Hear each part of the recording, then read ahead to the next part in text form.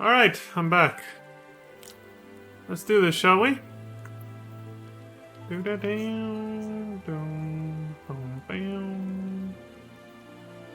everybody.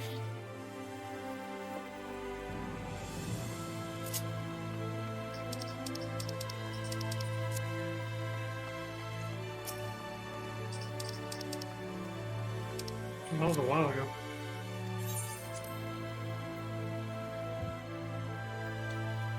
Yep, thought so. Called it.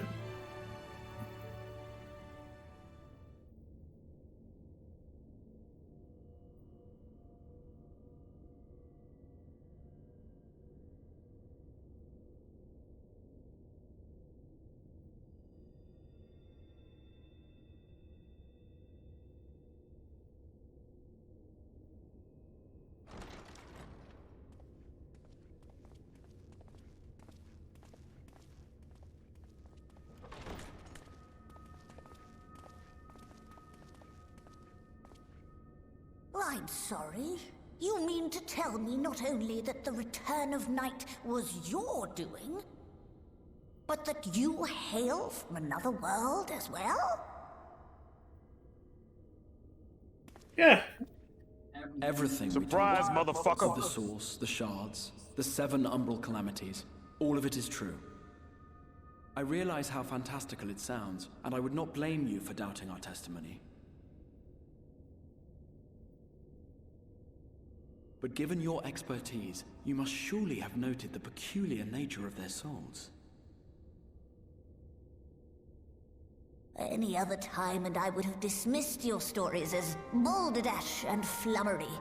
But upon closer inspection, 'tis plain their souls are far denser than is normal, and that they do not possess true bodies. Save you. Your body is your own. It's like the Dragon Ball Z Afterlife. Your soul is the densest of them all. Well, it's a little help from Artbird, I think.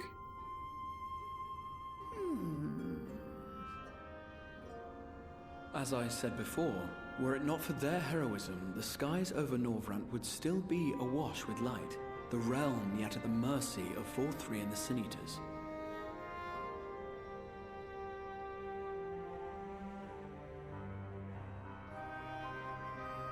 After all they have done for our home, seeing them safely back to their own, it seems the very least we can do.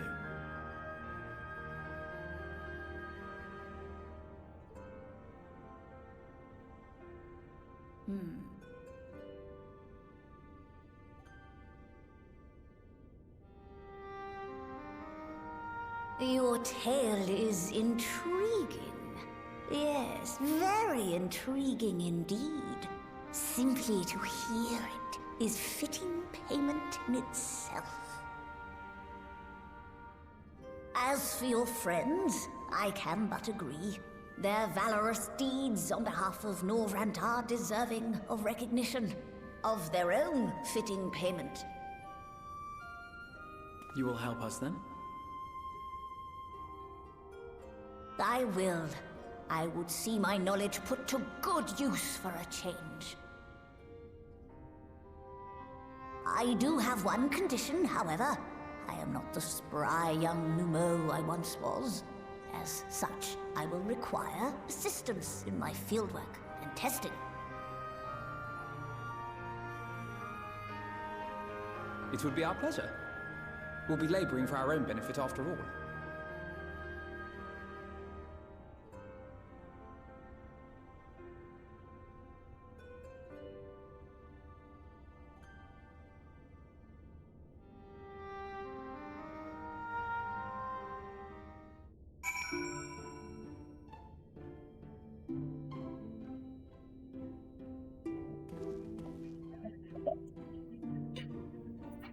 I don't know why I keep lifting those up at the wrong time. Did you happen to notice the magic brooms strewn about the Grand Cosmos? Uncanny. Yeah, you said they were nostalgic. Beck Luke has a fine eye. Though we have yet to begin, I rather think the Exarch was right to call on them. I sometimes forget we're not truly here in the first. It'll be good to be whole again. Fortunately for us, Beklug is of a mind to see you and your fellow Scions justly compensated for your efforts. Alright, he wants to thank us now for having gotten rid of the everlasting light and everything.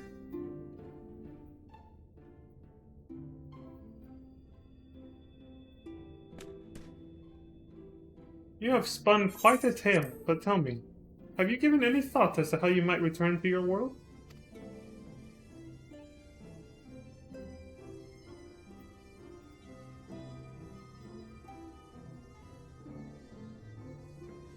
Parasite, you say?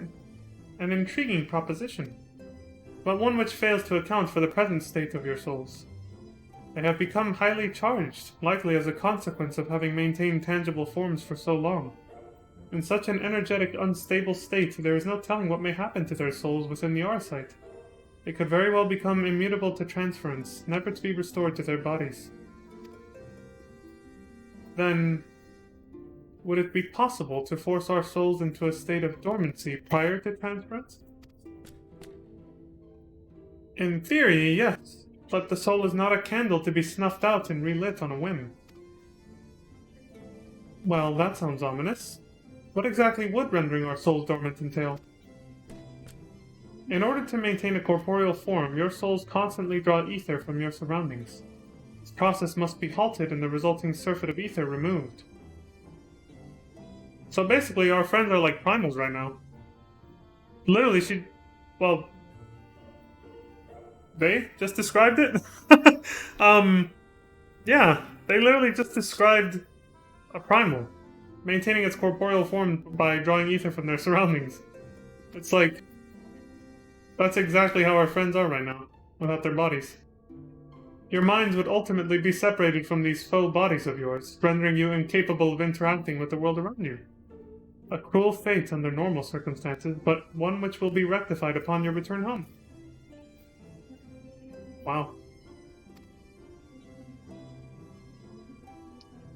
Leaving lifeless husks, like those poor souls at the inn at Journey's Head, corrupted by the Sin Eaters, their ether made stagnant by the light.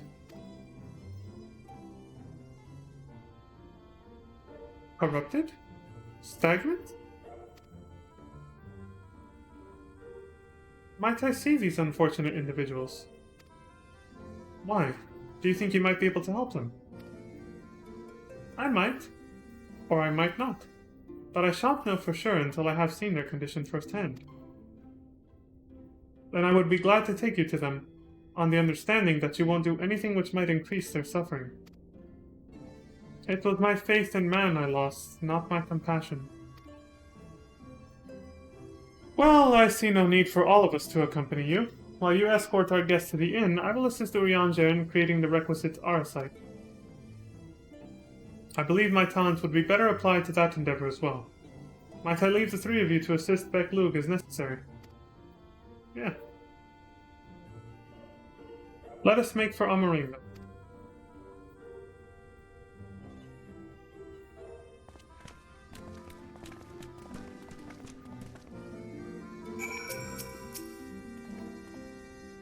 Urianger is more than capable of creating the Arasite on his own, but if aught should go awry, I would be on hand to assist him. It pains me that there are those who yet suffer despite our victory over the light. We must hope a way can be found to help both them and our friends. Do that.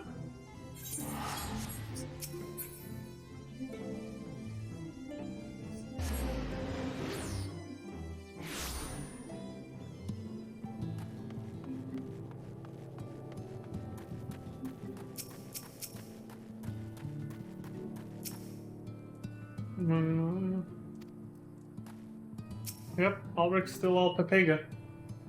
Like Cloud in FF7. Having broken Light's stranglehold on the first, I would like to believe they will one day recover. Yet I fear that day may not come soon. Beklug told me they wish to meet the worst afflicted.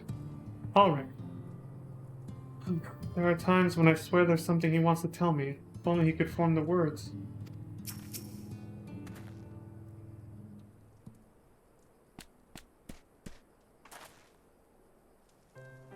So this is Holrick, is it? Yes, his etheric balance leans perilously toward the light. Towards stasis. What do you suppose will happen to him? Not too bright, are you, boy? The same as all poor souls corrupted by the light.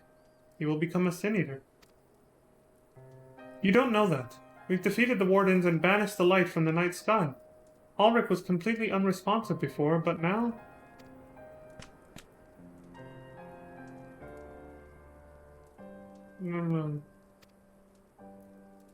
Yeah, there's something. Then perhaps there is yet hope. If I may, there is a treatment I wish to administer to the patients. What sort of treatment? In the course of my studies of the soul, I once created a tonic which could temporarily stimulate the ether in one's body. After some refinement, it came to be used by the Knights of Obert. Then, for far darker purposes.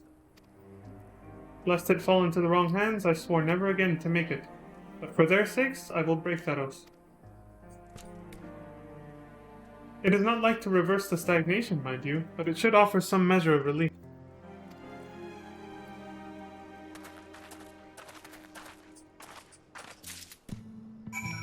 I think that would make Tesleen quite happy, honestly. Come, let us see what effect my tonic will have on their ether, if any.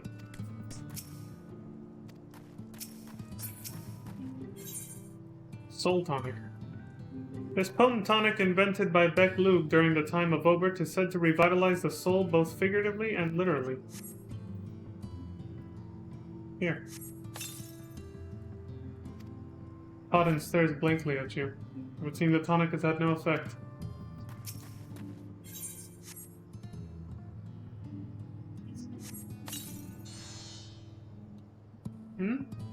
What is this warmth I feel in my chest? When he's less afflicted. Seems the less far gone they are, the better.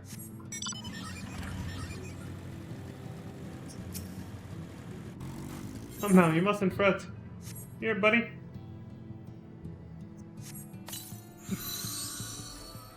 I feel warm! And my legs, they don't feel as heavy.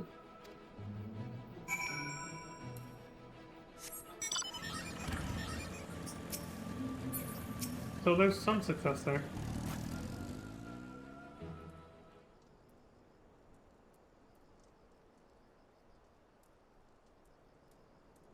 Now then, have you noted any change in the patients?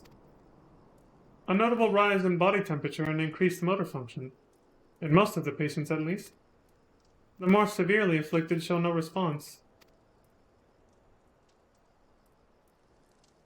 As I feared, then. It's true that with the restoration of night, the corrupting influence of light will no longer grow. And yes, their bodies will naturally return to equilibrium given time. But this holds true only for their corporeal ether. Their incorporeal ether, that of the soul, is not so easily mended. Which is why those in the later stages of corruption, like Hallrick, appear unaffected by your tonic. Precisely. Shit. The boy's soul is too far gone, his mind held together by the finest of threads. There is a chance he may one day recover, of course, but it could take years. Decades, even. He'll miss his entire lifetime. By the gods, he could wake to find himself an old man. That. A fine reward for his persistence. The opportunity to mourn the life he never had a chance to live.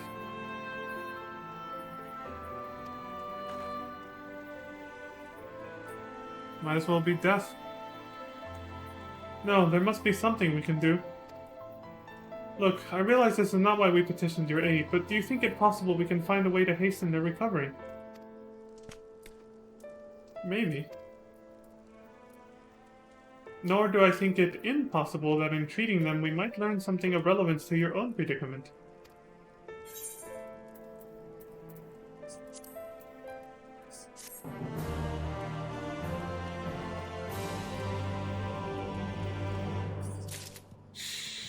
That's too sad. That's tragic. Missing your whole life like that. Corporeal and incorporeal ether. I confess I've never had cause to make the distinction. I never knew there was one until now.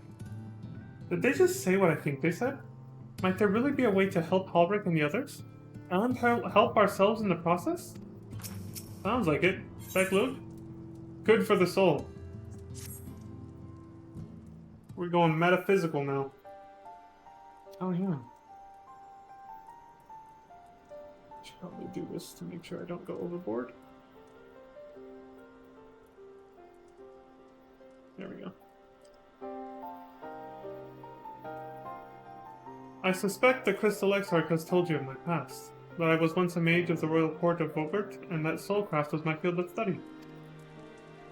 The tonic you administered to the patients here is one of the fruits of my labors. I hope to do great things for the kingdom. But in the end, my knowledge brought only suffering, a plague the like of which none had ever seen. In the hands of unscrupulous men, what should have been my greatest triumph instead became my greatest shame.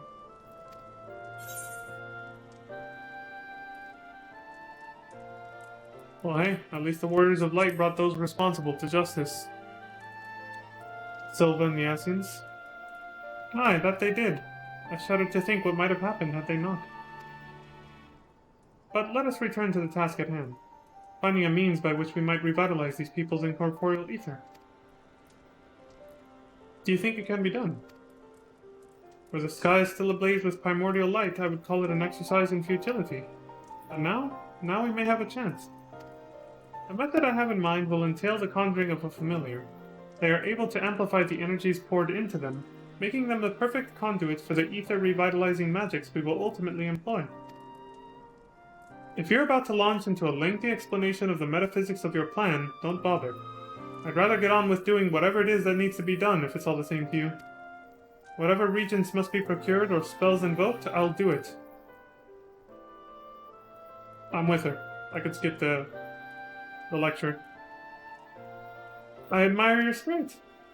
Very well. Your first task will be to gather the necessary materials.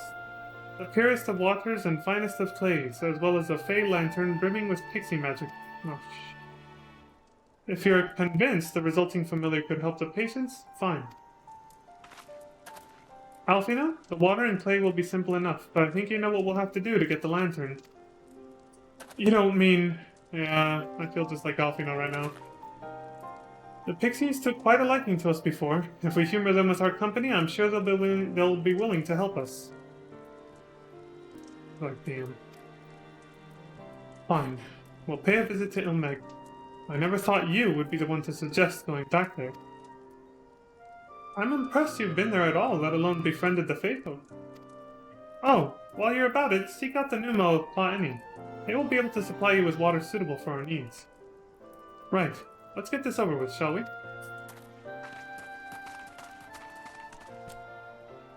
There still remains the matter of the clay. Might I prevail upon you to find it? Sure.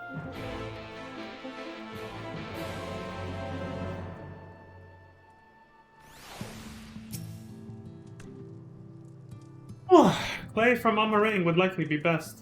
Know you of anyone who might be able to assist us? Clay?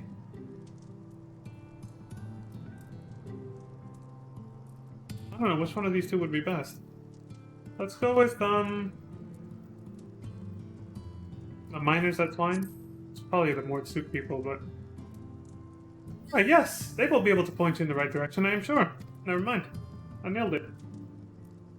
Just went with my gut. While you and the twins are occupied, I will see if there's aught else I can learn of the stagnation which afflicts the people here. I have no doubt that the miners of Twine can help you find what we need. While you are away, I will do what I can to learn more about the nature of the patient's affliction. Okay.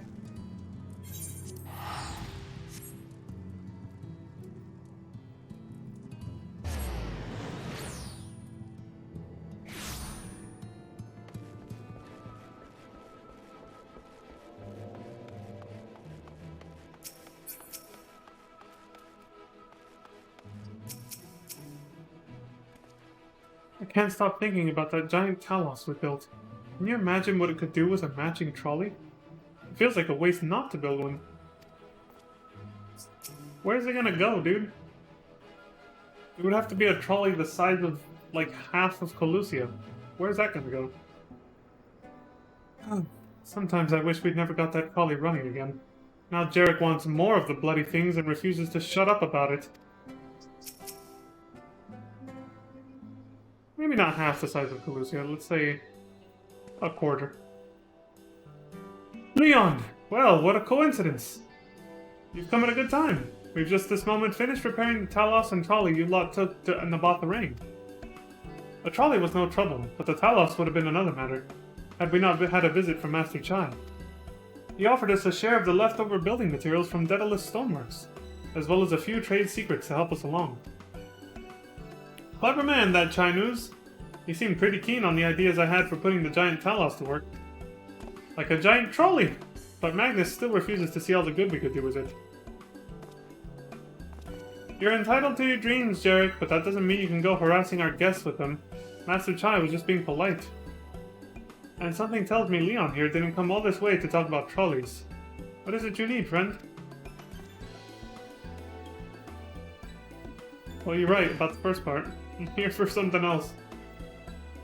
I see. And this familiar requires clay from Amarane. Well, look no further. If anyone can find you some quality clay, it's us.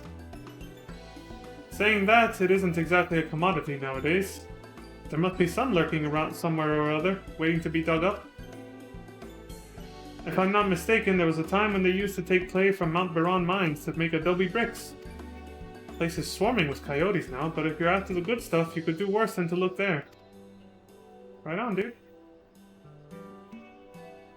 I'll check it out. Stay safe out there, and remember, you don't need an excuse to come and visit us. I'll keep that in mind. You'll want to be on your guard at the mines. Spending too long peering at the ground, and a coyote is sure to come and bite you on the ass. I said spend too long peering at the ground. I said it wrong. I still say a trolley for that Talos is a good idea. You agree, don't you? Sure. I'll let a man dream.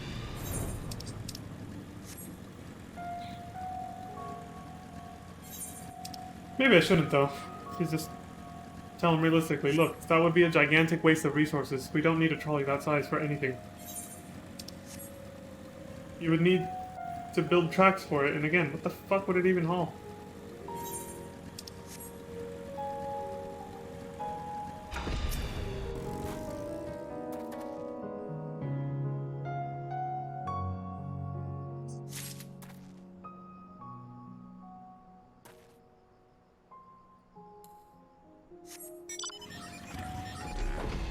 I'm not exactly over-leveled enough on this version of the character to avoid battles here. I better watch out.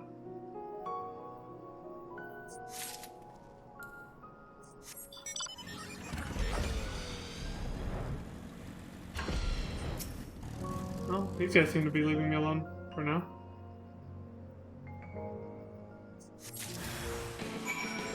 There they are. The coyotes.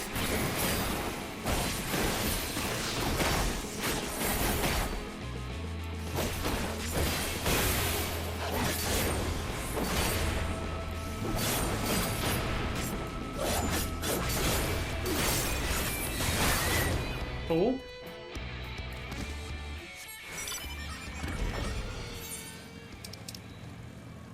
Oh, I can just go back now. I like how much more short and concise MSQ is during the patch content. The intermission between expansions, you know? It's more straight to the point, way less filler.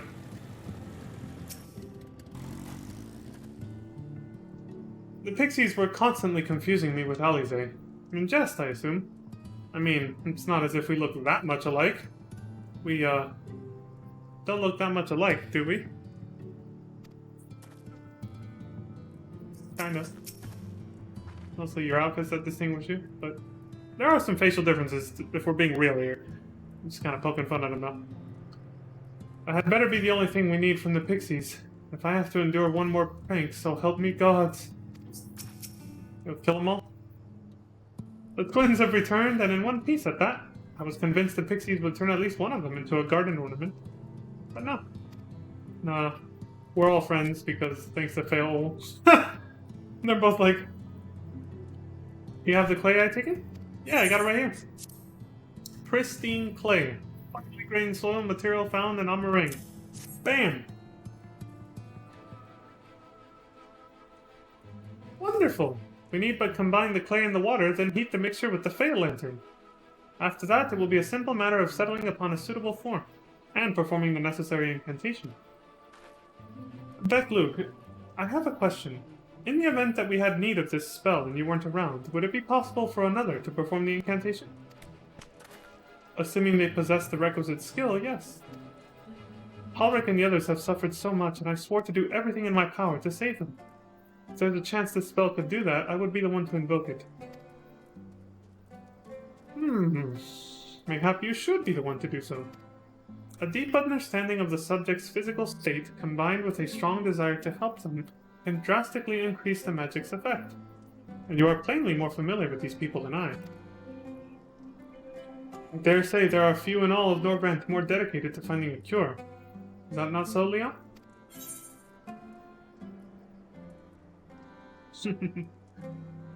I'll just go ahead and gas him up. Absolutely, she's the best woman for the job. I'll give it my all. For Ulrich. For Tesleen. Exactly. Then we are all of a mind on the matter. Alize shall be the one to conjure the familiar. A full Cryptlurker gear set.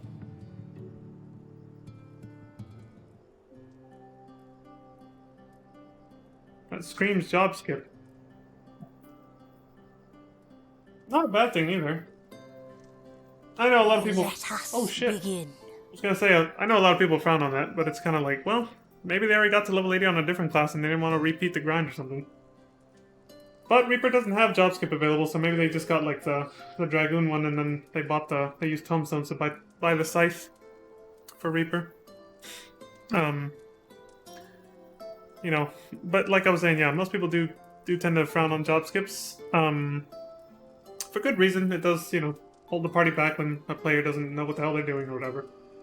That is very valid. But where I'm coming from is if they actually take the time to learn their class after the fact, then it's fine. I don't see the problem.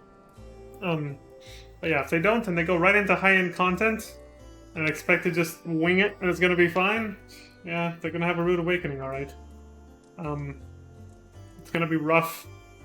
And their party members might get angry at them for that, but well, to each their own, right? To each their own. In my case, it was just for the damn role quests, honestly. I don't think I'll ever play those classes outside of that. Let us begin. Go for it.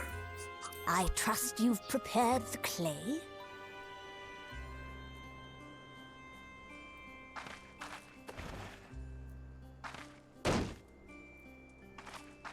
Surprise, motherfucker! Very good.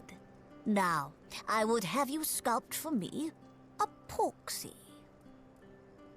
What? Plump, with floppy ears and a short curly tail.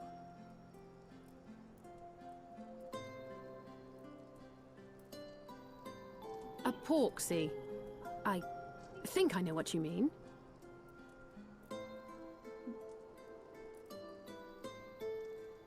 I mean, we fought a shit ton of them in this dude's palace, so... There we are. How's that?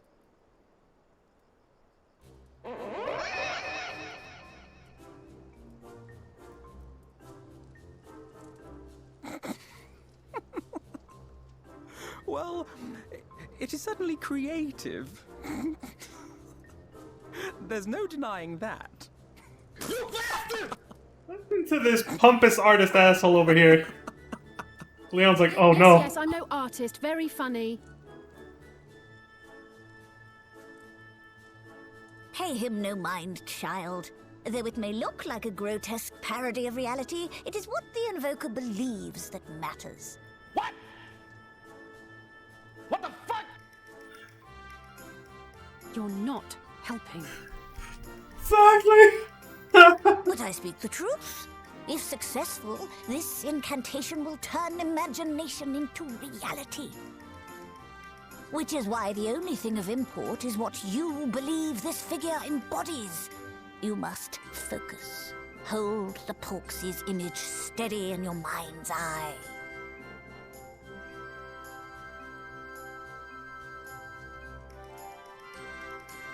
Now then, as I taught you, relax and allow your energies to flow.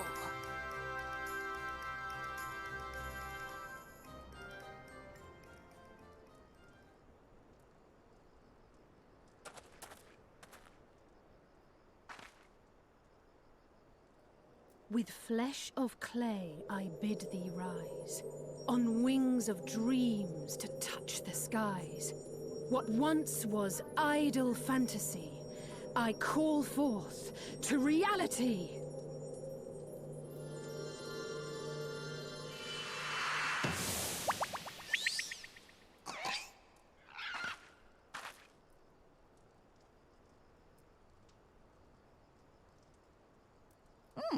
Not bad for a first attempt. Yeah, that's pretty good. Now, let us see what can be done for young Halric.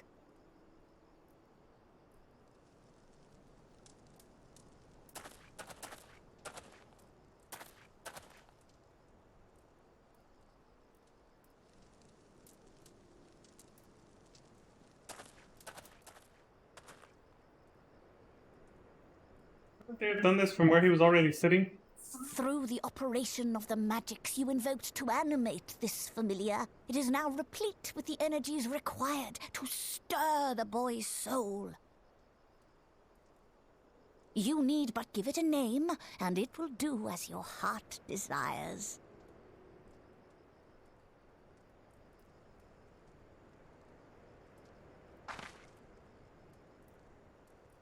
A name.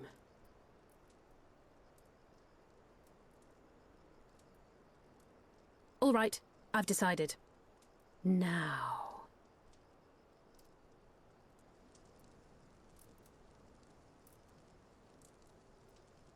Go, Angelo! Another FF8 reference! Which totally went right over my head the first time through. It's Renoa's dog. Angelo.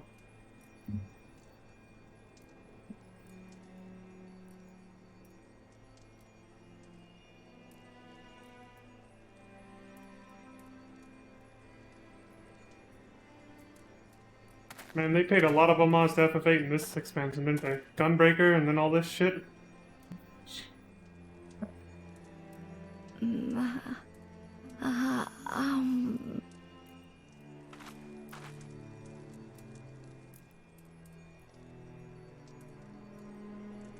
Pause, champ.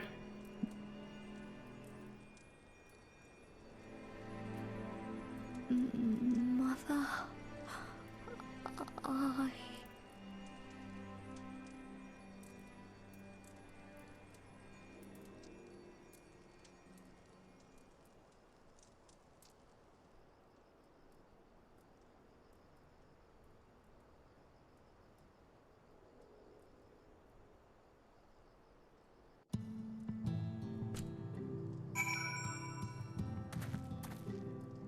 Wow, that was quite a switch in mood.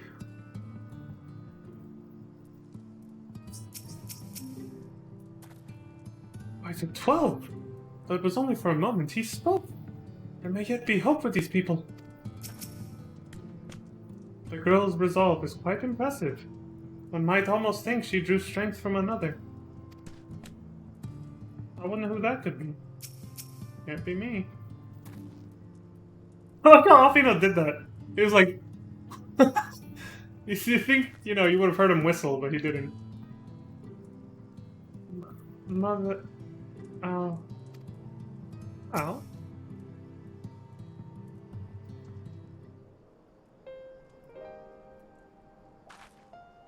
How is he, Beckman? Did it work? I believe it did. You and your fledgling familiar have done well. If my eyes do not deceive, a hint of color has returned to his soul. Oh, I would jump for joy if I weren't so exhausted.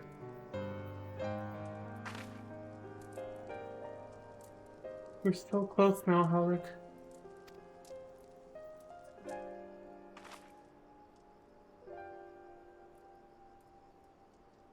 Sorry, I got a little emotional thinking about wishing Tesleen were here to see this. As you are, even now in the process of discovering, this magic asks much of the Invoker. What you may not have realized is that the same is also true of the subject. As such, we must proceed with caution. However, with further treatment, I have the utmost confidence the boy will make a full recovery. Observing the reanimation of his stagnant soul has been most enlightening. I will need time to put my theories to the proof, but I believe I can fashion a spell to produce the opposite effect.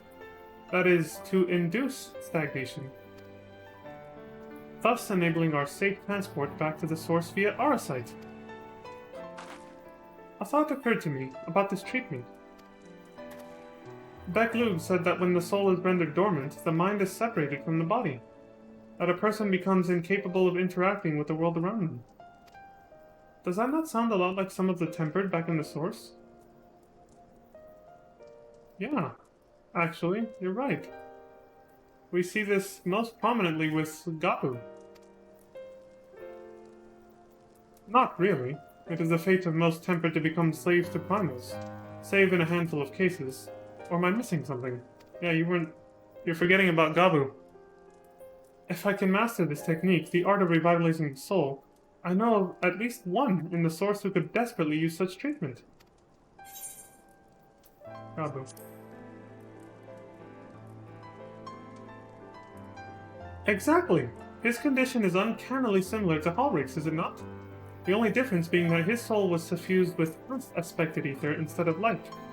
It follows that if his soul is subject to a similar kind of stagnation, there may be a chance we can save him. Right?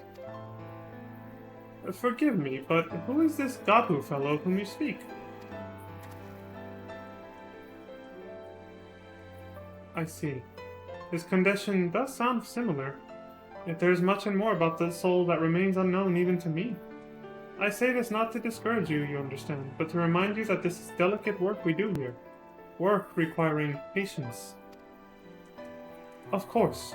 And as long as there is hope for the patients here, I will devote whatever time is needed to see this through. But I refuse to spend that time in idleness.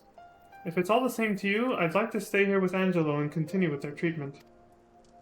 The two of you should return to the Crystarium with Beck-Lug and see if you can't make some headway with their newly posited theories. I would tell you to rest first, but I see you're not to be convinced. Ah, the fire of youth. Let us return to the Crystarium, then. Finally! I found you! Who? What? Where? Kashir! What are you doing all the way out here? There's trouble back in Yulmore. Lady Chai's beside herself. Sighing, pacing, the whole lot. Near enough begged me to go and find you. What? Sighing and pacing, you say? It must be urgent. Dude, I can't. I take it I will be returning to the Crystarium alone. Go on, then. It's not as if I have anything for you to do. Thank you, Beck-Lug.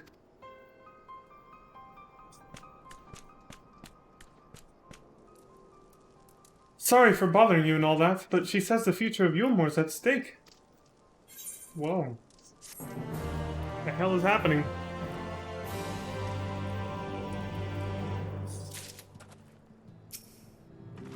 The future of Yulmore is at stake, is it? Well, do for them what you can, but keep an eye on Alfino, would you? See to it he doesn't involve himself more than is necessary. Right. Same thing as before. Whatever could be so urgent for Lady Chai to summon us thus? Nowhere to turn. Lady Chai's up in the parlor. Best not keep her waiting, eh? Right.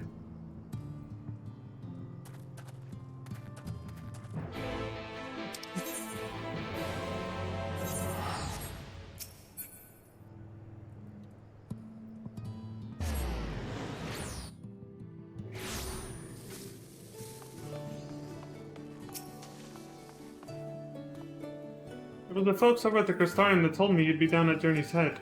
Lucky for me, you still were. Running around after people's tiring work. I bet. Did I see that correctly? Hold on.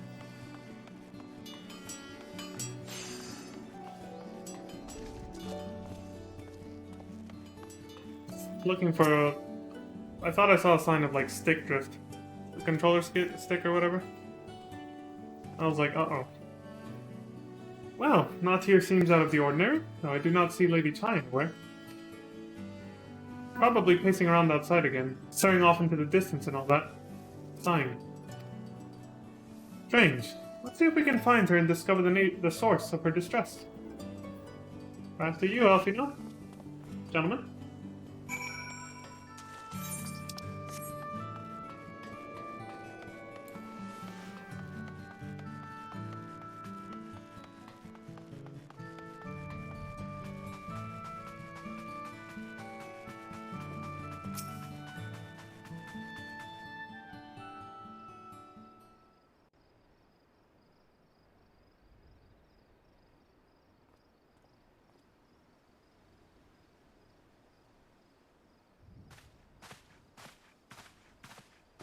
Oh, thank heavens you're here.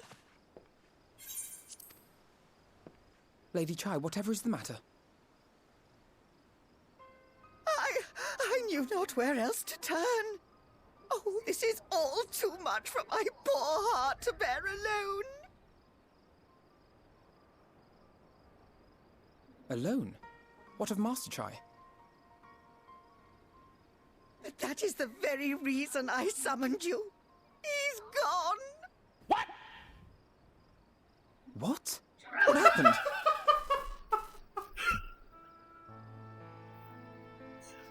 It all began after the events at Mount Gulg.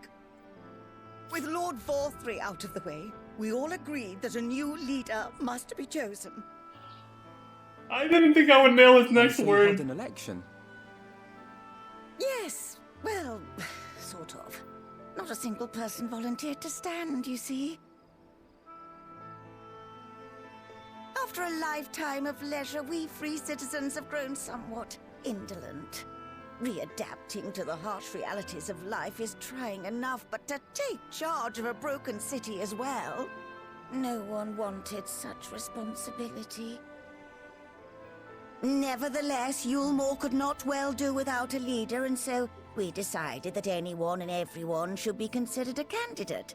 And after we cast our ballots and tallied the votes, the mayorship fell upon my dear husband. Well, given the manner in which he orchestrated the construction of the giant Talos, none could deny his leadership qualities. But even before then, he had proven himself at Daedalus Stoneworks, don't forget. He is more than qualified for the role.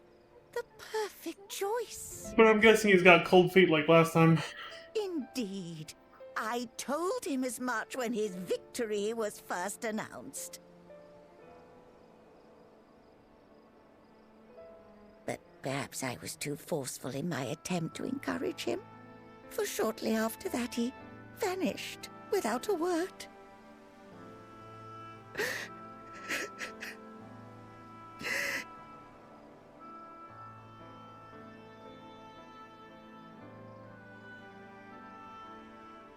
You believe he was so daunted by the burden of leadership that he felt compelled to flee? Please, Lady Chai, dry your eyes. Your husband does not strike me as the sort of man who would abandon his duty, much less his beloved wife. There has to be some other reason for his absence. You truly think so?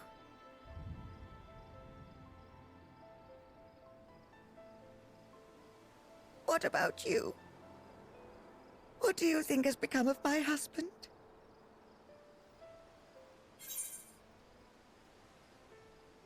Oh, that's mean. I would never. I don't know, but whatever it is, he wants it fled. I think he just needs time to think. I think in his position, I might have done the same. Unintentionally, but you know. And there you have it, Lady Chai. You needn't worry. Master Chai loves you more than all the world, and he will return. Sometimes the guy just needs some time to himself. You know? Wherever he may have gone, rest assured we will find him. Honestly, man or woman, I think. Sometimes you just need time alone to think about things.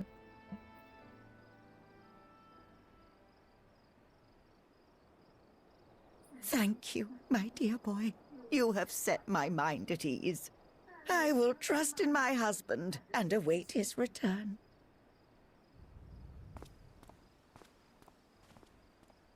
Yeah, he wouldn't abandon you. No, he loves her too much. We've seen it. It's definitely just one of those cases where it's probably just too much and he needed, you know, to get away from it all for a little bit. Pixie berry tea, that looks delicious. Because it reminds me of a margarita. I do love those.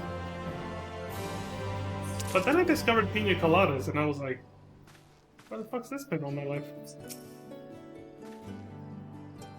You know, Yulmore's nothing like I thought it'd be. But somehow I can't picture going anywhere else. The Chais are part of it, I suppose. They've been good to me. I only wish there was something more I could do to help them. Jesus, that was jarring. 6 a.m. hit. Nighttime music disappeared in a jiffy. A notable absence. It makes no sense for Master Chai to have left without a word. But even if he had, he would not have done so unobserved. Someone here will have seen something. I'm sure of it. We should split up and inquire as to whether anyone saw him leave, or, failing that, if they have any idea where he might have gone. I will meet you at the Glory Gate to compare notes later on. Right.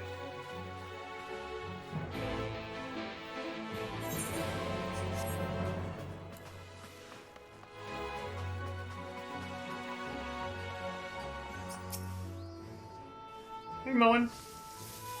Master Chai? Why, yes, I spoke with him recently, though I recall he was in a rather dour mood. Concerned about Yulmore's neglect of industry, you see. Reminds me of, Rowena.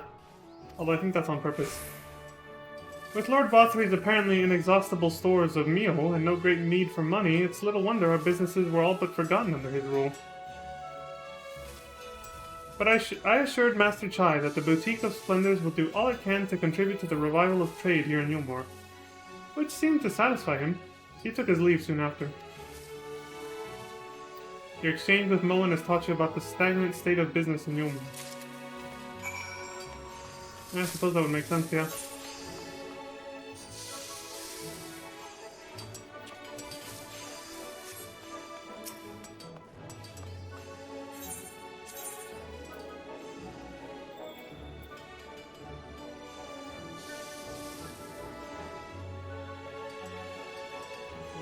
I guess it doesn't matter which one we go to first.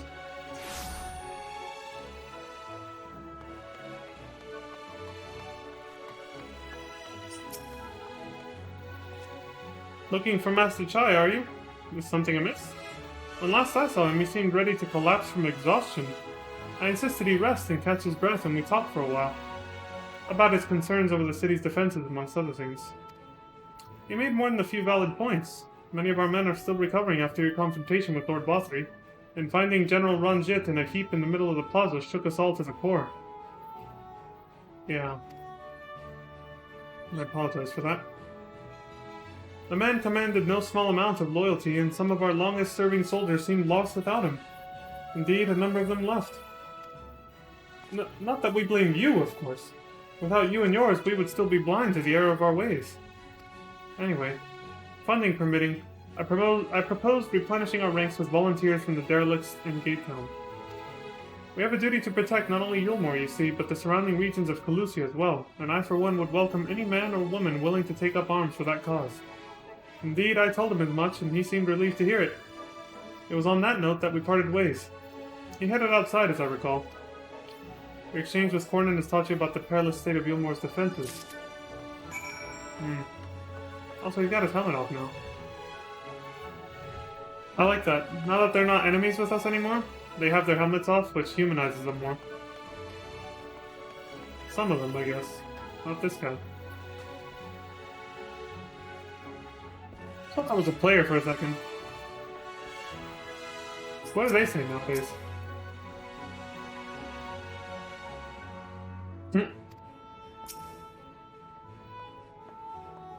Even without meal, my new age covers more than covers the cost of food. I love it. I needn't worry about being expelled from the city if I make a mistake. Why didn't we get rid of Bothri ages ago? I have a feeling a lot of us in real life would be saying the same damn thing about a lot of things that control our lives in today's age. If the day ever comes when we snap out of it and start doing a lot better. Leave behind antiquated traditions that only hold us back and lead us towards more suffering, you know? We're gonna be like, why the hell didn't we dump that shit a long time ago? Yeah. If we ever snap out of it. As a society, I mean. Of course we're still here. Can't leave while there are people in need. That's Athenbet's creed, and the only reason I'm still alive. Aye, I recall a man fitting that description. Asked to speak with the poor buggers lately come from right.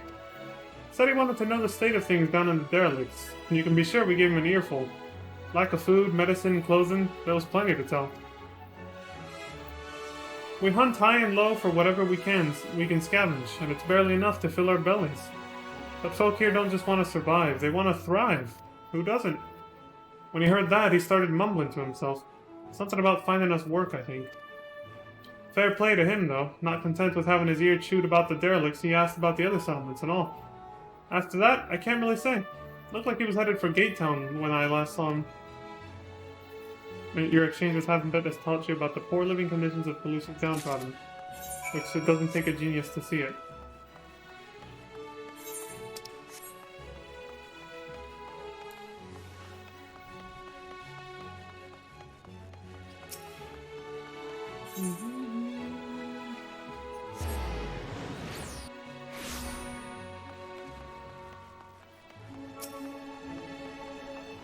Gentlemen? Any luck? I got nowhere myself, but it sounds like Alphaman might have. What do you got, Alfie? Ah, there you are. How did you fare? Have you learned anything which might offer a clue as to Master Chai's whereabouts? Here's my fucking scribbles. A hastily written note which reads, Boutique of Splendors willing to work with Master Chai to rebuild businesses. Yulmore's army willing to hire recruits from the derelicts in Gate Town. Solutions seeking work. Chai News offering employment? Question mark? Here you go. My shitty notes. Interesting. He apparently paid a visit to the Queen Bee as well. Really? They discussed the possibility of granting admission to customers from outside Yulmore, an idea to which the proprietor was surprisingly receptive. Is it really that surprising? Sounds like he's got big plans for the place. Yulmore, I mean, not the bee. Perhaps, but the question remains, where did he go after leaving the city? It didn't take long for folks to start moaning after Bothri left. Now everyone in Yulmore's got something to complain about. Wouldn't want to be in Master Chai's shoes having to keep that lot happy.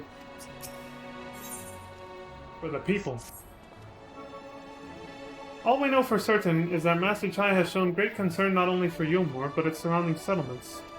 It seems logical, then, that having consulted those within the city walls, he would wish to do the same to those without. Leon, if you would go and make inquiries in Right, I shall do likewise in Stilltide. Gate Town I leave to you, Kaishur. Fair enough. Where should we meet when we've finished? Well, Top Rung would seem to me his next most likely destination. Let us reconvene there. With any luck, one of us will have stumbled upon it by then. But if not, we will be well situated to continue our search. Right on.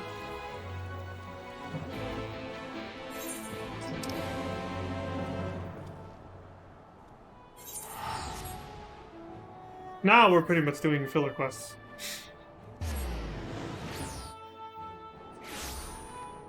For the most part, the core of this patch's MSQ is already done. The core story that they wanted to give us. Now they're kind of just giving us busy work, almost. Still part of the story, still somewhat important, but nowhere near as much as everything we just did with Peklu. No, the name doesn't ring any bells. But there was a rather dapper-looking Mistle gentleman here not long ago. He wanted to talk about relations between Wright and Yulmer, or rather the lack of them. We lost a great many people to their promises of mule and the chance of a lavish life among the free. And Vothri thought to take even more from us, conscripting the few able-bodied men we had left to guard his paradise. I need to tell you what happened when the Sin Eaters came. Such things are hard to forgive. But Vothri's gone now, and we're curious to see what will become of Yulmore in his absence. That's what I told your friend. Chai news, was it? And I'm sure the others said the same. Not what he wanted to hear, I suppose, but because he left soon after. And that was that.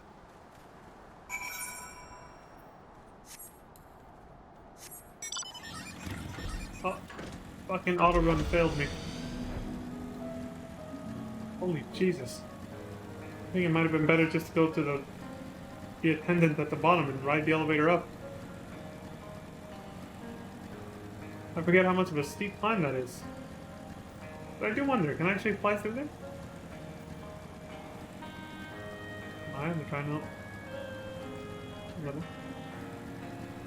Hey! Cool.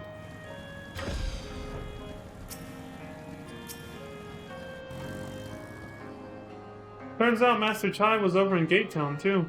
He spoke to a few of the residents, apparently. They told me they'd never seen a posh bloke look so miserable.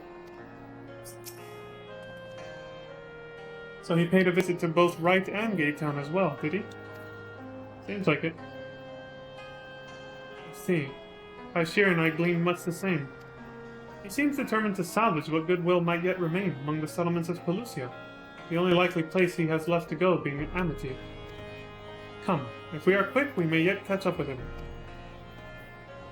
Gentlemen?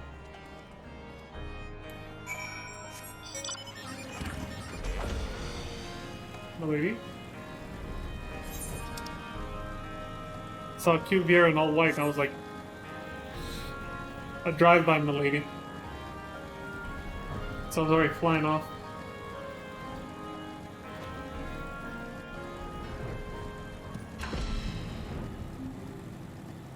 Hey! There he is!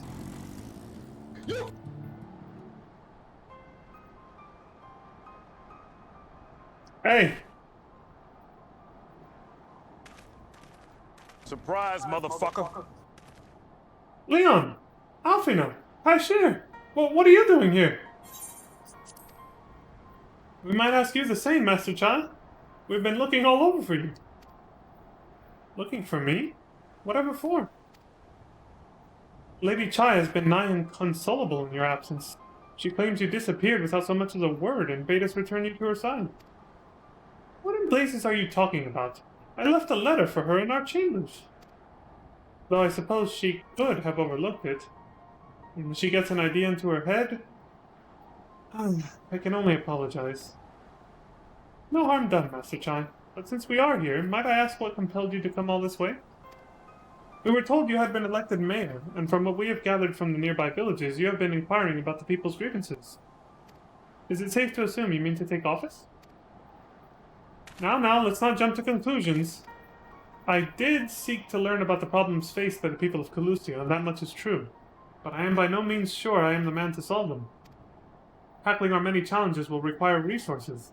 Until I have secured them, it would not be right to assume the role of mayor. I see. And you believe said resources can be found here? Indeed. The people's grievances are many. But in the course of my inquiries, I have already met with several individuals willing to lend their aid in addressing them. However, there remains one individual crucial to my plans. A man whose counsel might yet make a mayor of me. With respect, such forethought is, in itself, proof of your suitability. The city needs you, Master Chai, and I am certain that this man of whom you speak, whoever he may be, will reach the same conclusion. For what little is worth, we will vouch for you should he require convincing.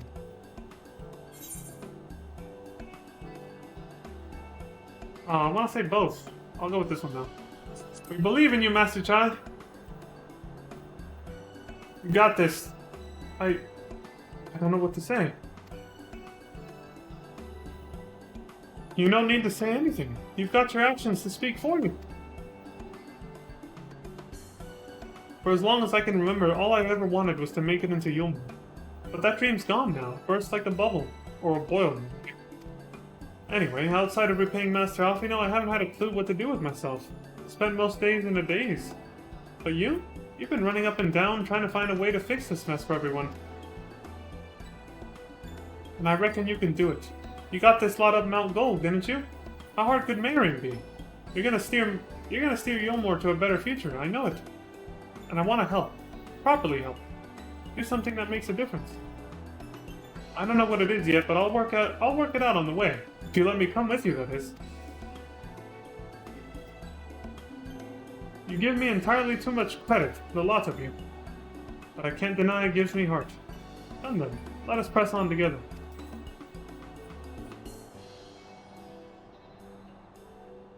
Thank you, Master Chai. But we mustn't get ahead of ourselves. Yulmor needs more than a man with good intentions. Which is why I am here. To find one with the experience needed to see the city thrive. Who is this man exactly, and are you certain he is here in Amity? Rendon is his name, and yes, he is. Or was. I had scarcely begun to explain myself when he decided his time was better spent elsewhere. He served as chief advisor to Vothri's father when he was in office. If Ranjit was the mayor's right hand, one might say Rendon was the left. And between them, they kept Yulmor on the road to prosperity. Wow. The city needs more than a mere man of business, which is why I must find him. But even if you do, what makes you think he will listen? Before giving chase, might it not be wise to speak with those who know him, here in Amity? They may be able to shed some light on his reason for rejecting your overtures out of hand. Yes, I suppose that makes sense. Perhaps we should start with Crystal then. As I recall, you made rather a favorable impression on him. I'm certain he would be willing to talk to us. There you go.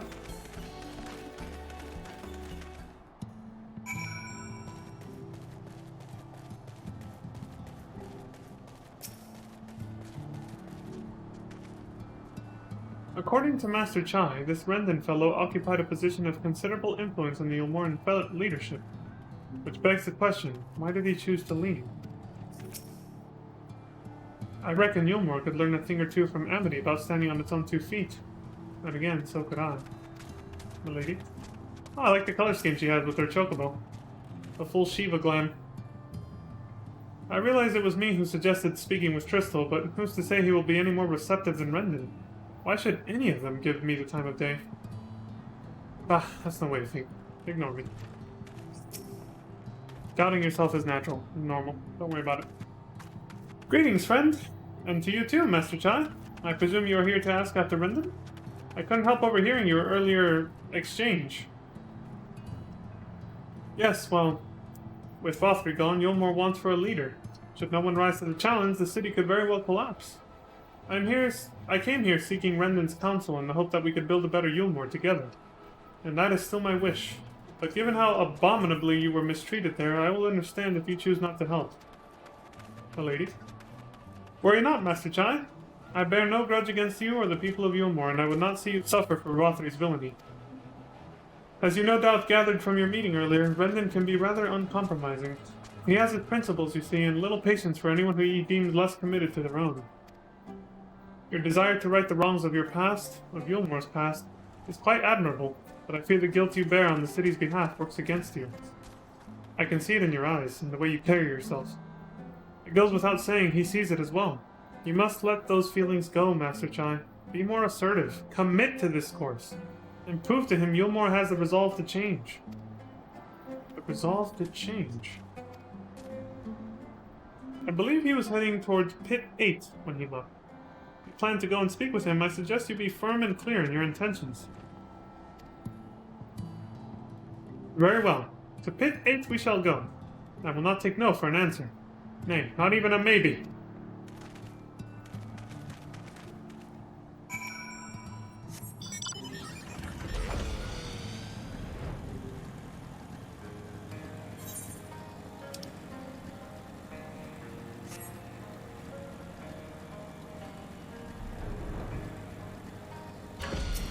This the guy?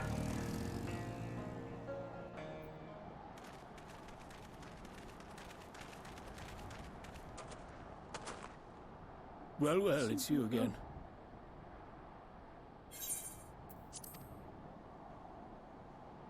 Well, I see you've invited your friends. Need them to fight your battles for you, do you? No, I didn't invite them, as it happens. Though they are indeed my friends. Not only mine, but every true Yulmoran's. They are the ones who awakened us to the truth, to Lord Vorthry's villainy. The famous warriors of darkness. Are they now? Yes, they are. It would be no exaggeration to call them our saviors. We owe much and more to their kindness, but we cannot depend on that kindness forever. To do so would be a little different from entrusting our affairs to Lord Vorthry. Nay, we must learn to stand on our own 2 feet. And I would have them present to witness my attempt.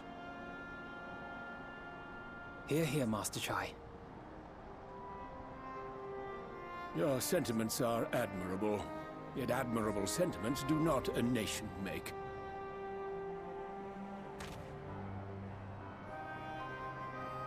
In my capacity as advisor, I once strove to build a better Yulmore. Gave honest counsel to my superiors, drafted laws for the benefit of one and all.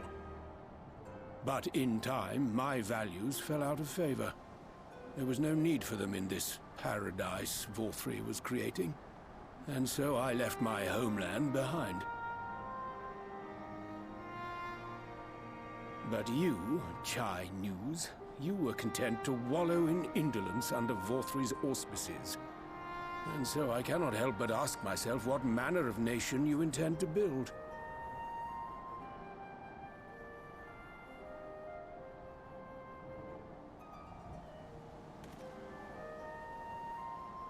I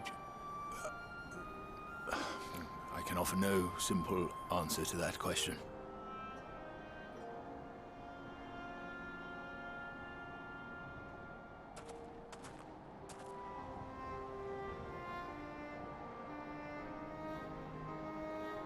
But this much I will say.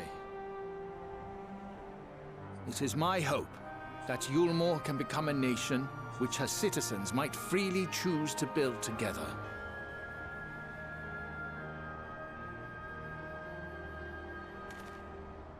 A great many people, myself included, flocked to Yulmore seeking sanctuary. The alternative being to live in fear and die in pain. It seemed an easy choice. And sanctuary we found. As much food and drink as we could ever want. Secured at the cost of the surrounding villages. Little wonder the people gathered at our doorstep, begging to work among the bonded. The free were blind to it all, of course. Content to, as you say, wallow in indolence. In ignorance. Feels too real, man. Were I mayor, I would first take stock of the city's resources and see that they were assigned equitably. Our days of reckless consumption are behind us. The distinction between free and bonded died with Vorthry. The needs of rich and poor alike must be considered if our nation is to survive. To which end I would take steps to secure channels for supplies, rekindle relations with nearby settlements, who re-establish industry, reach out to neighboring nations, and the list goes on and on.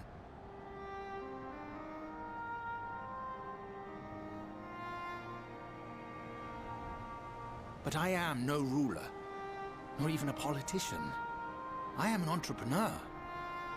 My expertise lie in planning and profit. I haven't the knowledge or experience to run a nation.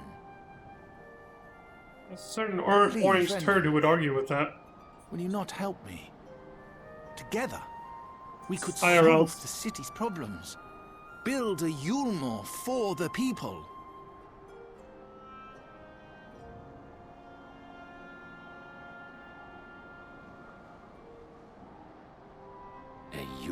more for the people.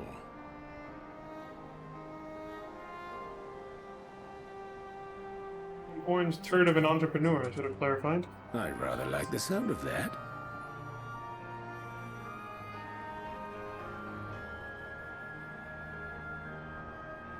But before I offer you my counsel, I would be certain of your ability to perform the duties of office. You would? You ask me to help you solve Yulmore's problems, but first I would see you solve one on your own. Accomplish that, and you will prove both to me and the people that you are a man worth following.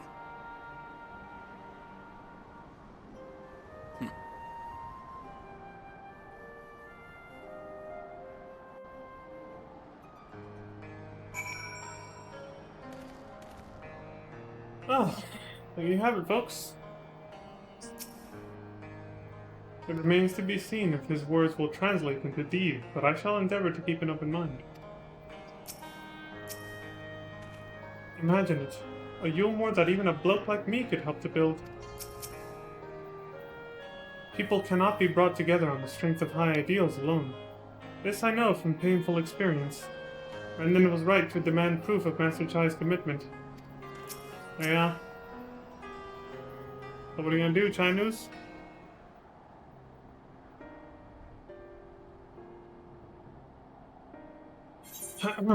Right then. Is there a particular issue you would have me resolve? You seem to have conducted an assessment of the problems Yulmore now faces. I assume you will agree, therefore, that the matter of dwindling food stores is the most pressing. Yeah. Ah, yes. Meal being neither a desirable nor less sustainable option, I assume alternative foodstuffs are now required to fill the void. And a man who hungers is not likely to contribute much to society. Save violence, perhaps. You'd think this would be obvious to people. I think shit's bad now. Wait 6 to 8 months. See how much worse it's gonna get. Keep pulling that lever, America. So tell me, how do you propose to solve this problem? Give me a satisfactory answer and I will consider offering you my counsel.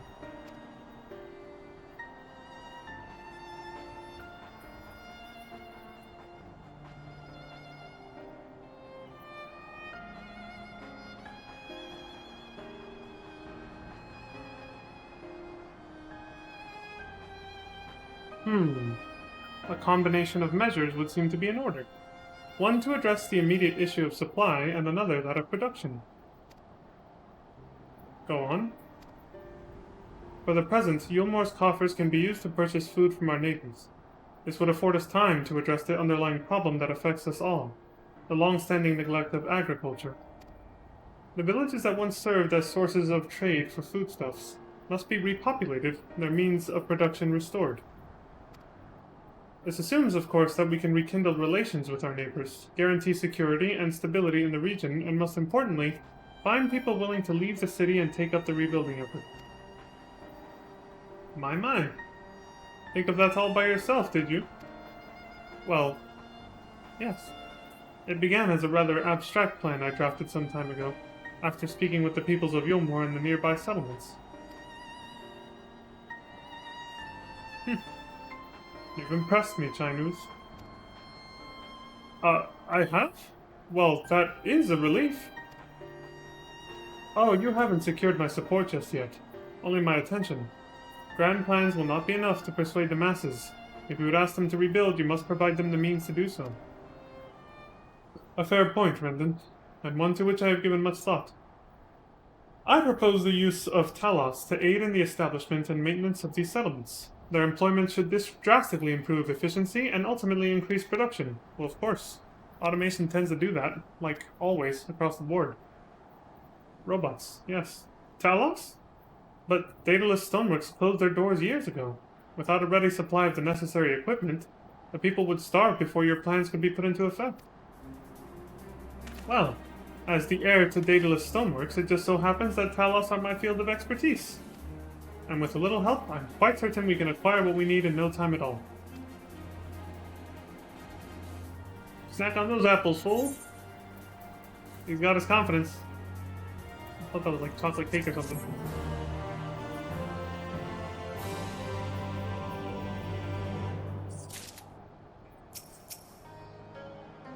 Do you see it?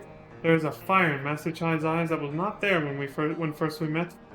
A fire we had best keep kindled if we wish to see Yulmore change for the better. Yeah. That Brendan geezer doesn't seem so bad. What was Master Chai worried about? He's got to give himself a bit more credit. Yeah, he doubts himself a lot. You had a hand in constructing that giant Talos to the north, did you not? When the Yulmoran volunteers began arriving, I hid myself away, lest I be recognized. Thus, depriving myself of what I am reliably informed was a once-in-a-lifetime spectacle. Father. Yeah, you fucked up. Finding good help. Brendan is quite right. Building Talos from scratch would require time we simply do not have. Which is why I propose to make use of the long-abandoned Talos which wander the wilds of Colusia. How do we tame them? They will need to be deactivated, of course, and if memory serves, the tools required to do so should still be at top rung. Come with me.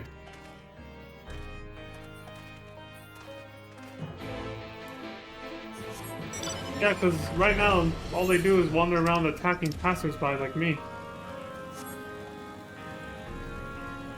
And we're just going about our fucking business.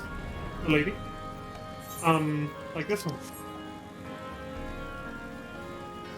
See? You just gave me a fucking whack on the head.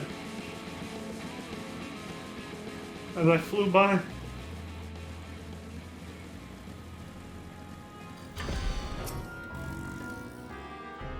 So he is an authority on Talos, is he? What other surprises could he be hiding, I wonder? How'd you catch a Talos then? Dig a hole and lure it in?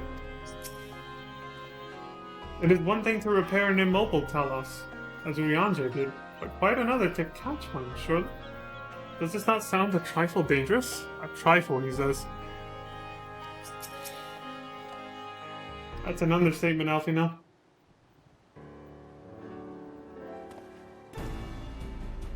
Aha!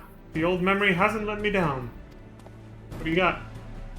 This chest contains canisters filled with a dastardly potent insulating powder capable of halting the flow of ether in a Talos. We need only get within throwing distance of one and let fly. Thus disabling them without damaging them. Ingenious! An old trick of the trade, nothing more. Once disabled, it should be a simple enough matter to get them to march to Yulmore. More extensive repairs can wait. Ordinarily, this is where I would ask you to run along and do the deed, but as I have said before, it's high time we learn to stand on our own 2 feet. Thankfully, throwing canisters is something even I should be able to manage. Go for it, dude. Come off it, Master Chai. Even if the Talos ain't a threat, there's 101 other things out there willing to make a meal of you. That's as may be, Kaishir, but Brendan tasked me with solving this problem, and I will not sit idly by while others risk everything to see my harebrained schemes realized. Not this time. Which isn't to say the mere thought of it doesn't fill me with dread. Truth be told, I can't feel my legs. But if I'm to prove I'm a man worth following, I must lead by example. Well said, Master Chai. Hear, hear! I'm with you, buddy. Yes, well, it should go without saying that I have no intention of dying for this. I've always preferred living to see the fruits of my labors. Of course. When you can do that, why not? And to make sure I do, I will require help. Your help. It is as Kaishir says, these lands are dangerous if one is not careful. I would ask you to use my spyglass to look out for any beasts that could get in the way of my work. I will also need you to alert me when it's safe to subdue the Talos. Understood? I'm with you, friend. I got your back. Good. Now let's be off to the quick way through the north gate and see if we can't find a suitable vantage point for you.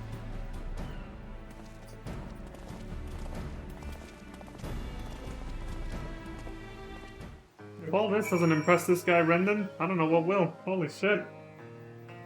Chai News has come a long way. Either Master Chai's off his nut, or this means more to him than he's been letting on.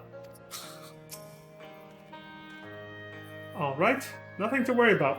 It's a simple matter of sneaking up on the Talos while avoiding the slobbering, bloodthirsty beasts lurking behind every rock. Child's play. When you're ready, let us begin. There is little point in us both shouting instructions. Keep him safe, Leon. I'll do my best. When first he arrived, I could barely hear him over the knocking of his knees. And now this. Not sure what's gotten into him, but whatever it is, I like it. Keep a lookout for danger and alert Chai News when it is safe to incapacitate the Talos. You may move the spyglass as well as zoom in and out. Point with the spyglass at Chai News and give him the signal to sneak near the Talos with, you know, R2 and X, yada yada. Well, here we go.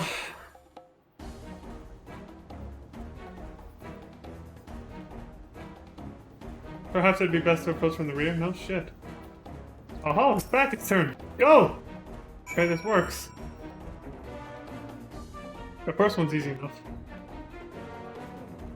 I think like little minigames to entertain you through endless cutscenes and dialogue, right?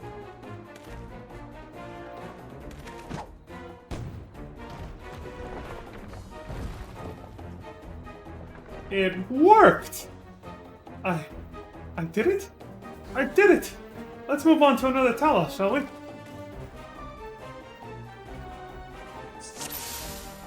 It's not alone.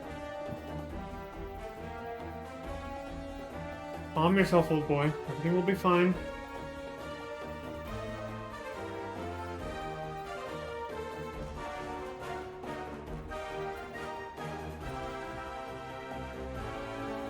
An opening! Go! Please don't turn around. Damn it. We had an opening. Those fucking bombs, man. They had to turn around last second. I guess the opening was sooner, but I had doubts. I was like, what if they turn around last second? Alright, let's try this again. I must be careful. Perhaps it'd be best to approach from the rear. Which is what we did last time. That's what we're gonna do again. Go!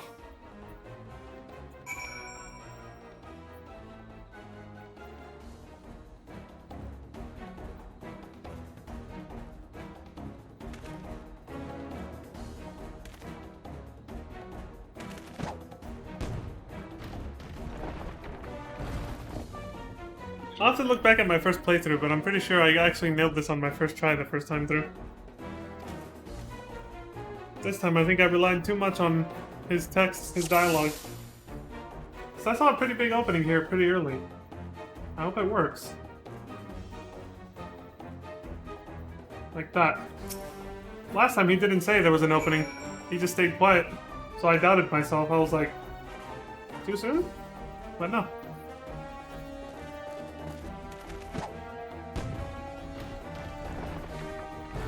There should probably still be one more after this, though. I do believe I'm getting the hang of this. I got your back, buddy. You may leave the next one to me, Leon. Oh, really? Oh, shit. Alright. You got that much confidence? Go for it, man.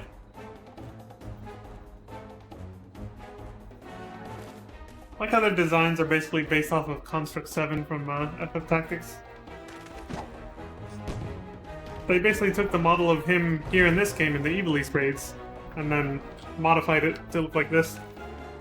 Modified it slightly. Haha! That should do it! Now we have all we need to proceed.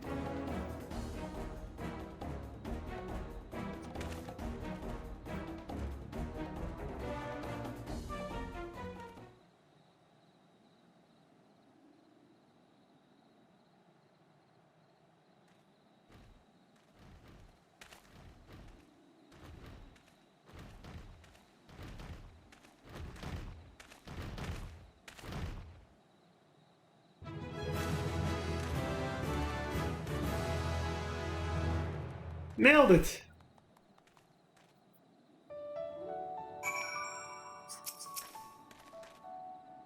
Blimey! Thought my heart was gonna stop for a moment there. Make that a couple of moments. Our friend returned with nary a scratch. Well done. It seems I misjudged Master Chan. There may yet be hope for you more.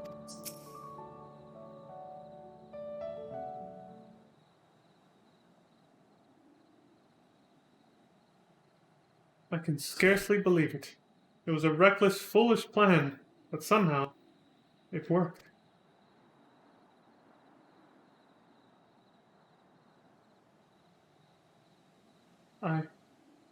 I did it.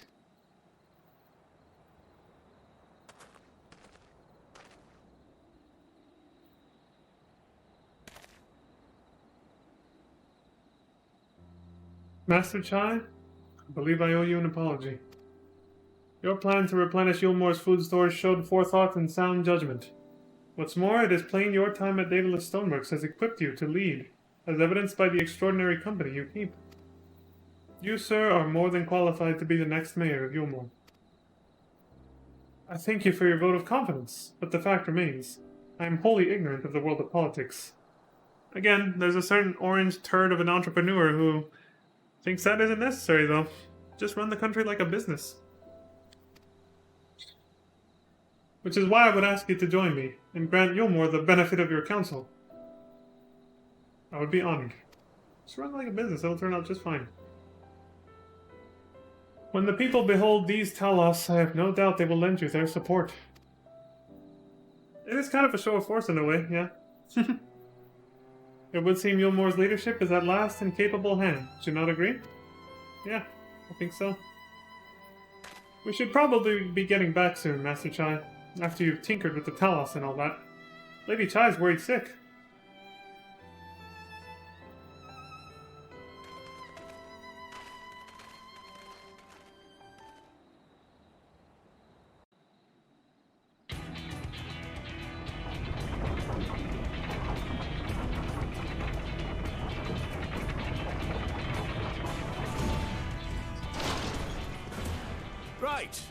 Right then, form a line and make for Yulmore. Just like that? That works? Nice. They're voice activated, I like it.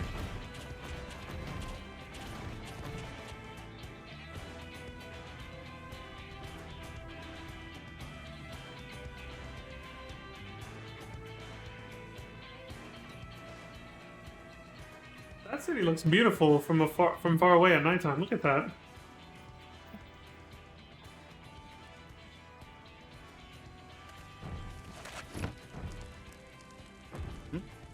What's that noise?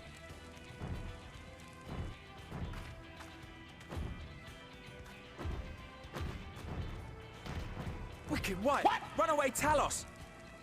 What the fuck? Call the guard!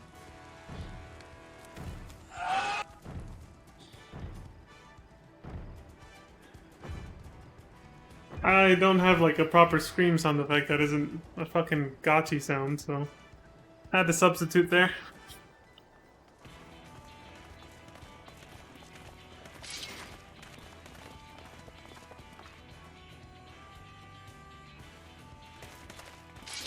Stay back! All of you!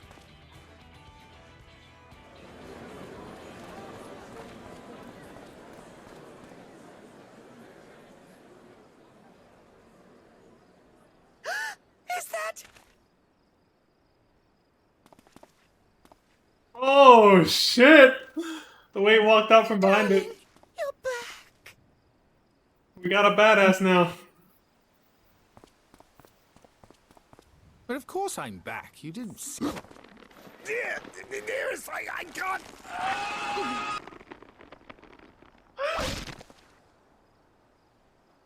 Oh! Oh dear. This is good. Oh my god. Poor guy. I mean, I was like, yeah, I'll heal him.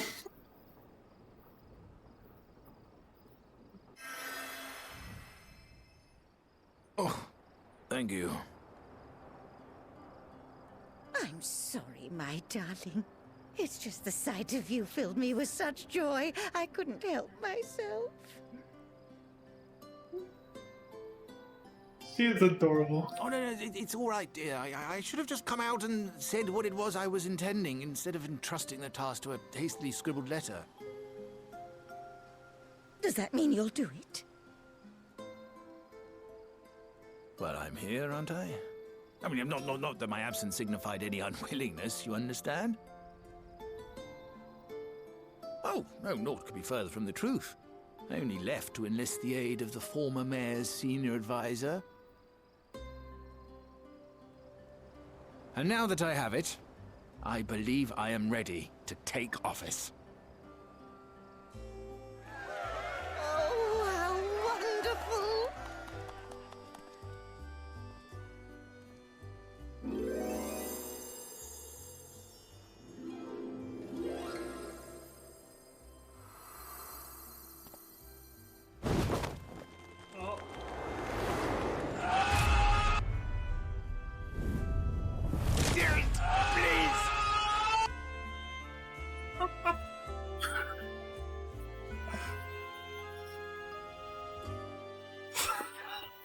It's too funny.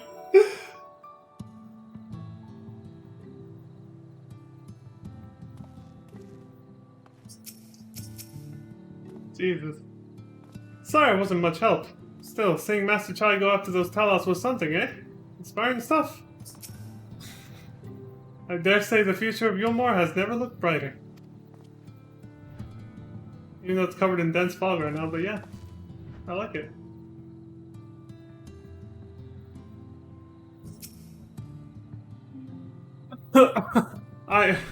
I'm fine. I just need a moment. Thank you again for finding my husband. I confess I was not expecting your return to be quite so grand. Nor I, honestly. That dear, sweet man. He's going to make the most wonderful mayor. I just know it. Brendan? That was quite a reception. One Master Chai will struggle to forget. More seriously, the arrival of the Talos has seized the public's attention. Once word has spread around Yulmore, it will be that much simpler to gather one and all so that Master Chai can make his inaugural address. Very true. Good opener. Chai News, good opener. There is no time to lose. We must begin making preparations for the inaugural address. Once Master Chai has caught his breath, of course. Right. Alright, dude? Moving forward. Something we all need to do. Sooner rather than later. No need to fret, Leon. I have never felt better. And not at all overawed by the prospect of addressing the assembled masses of Yulmore. As for where to do it, if we're to accommodate everyone who might feasibly wish to attend, I suppose the only place large enough would be the Emergent. Then I will go and spread the word among the citizens, both free and bonded, that there is to assemble there to meet their new mayor. Oh, I forgot about that one. It just barely came back to me. I could have used this sound effect earlier. Damn. I don't know why I forgot that one existed. It's right there. I probably have too many buttons now. You there, Kai Shear, was it? Would you go and inform the residents of Gatetown and the derelicts? Of course I will. Good lad. I will let the guards know not to bar the way to Bothry's chambers. It goes without saying that I expect the Warrior of Darkness to attend, assuming he's available. I might as well see it through to the bitter end, eh? The doorman at the Crown Lift will show you up. Of course I'll be there. Hey, Deathwing Duck. Welcome to the stream. Happy to have you, as always. Hope you're having a good evening. Well, it just became evening for me.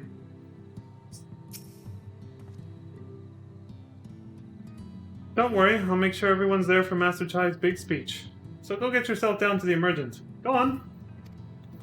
Alright, I guess I'll go on ahead.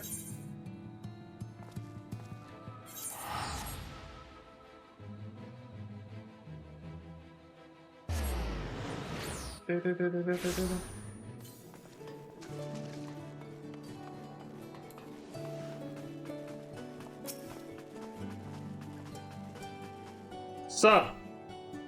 Ah yes, Master Chai told us to expect you. The Emergent is already filling up with people of all persuasions, free and bonded, citizens and non-citizens. But for you, our guest of honor, we have reserved a place at the front. Right this way, sir. Oh, well thank you, good sir. Don't mind if I do. See how this goes.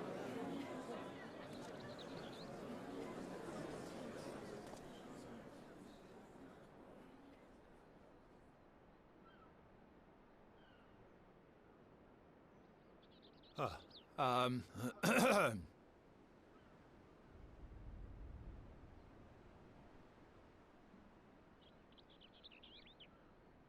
on, dear.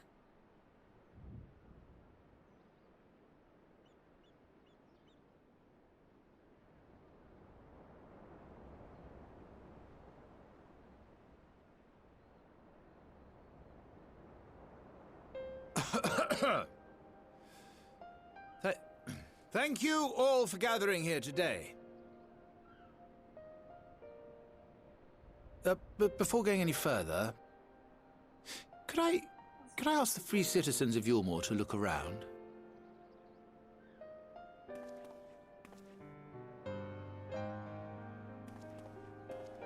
Tis a sight none of us would ever have seen under Lord Forthree's rule. Not only do we stand in the familiar presence of those we once called the Bonded, but today we welcome the peoples of the Derelicts and Gate Town too. Today we welcome the Warriors of Darkness, come to bear witness to Yulmore's new beginning.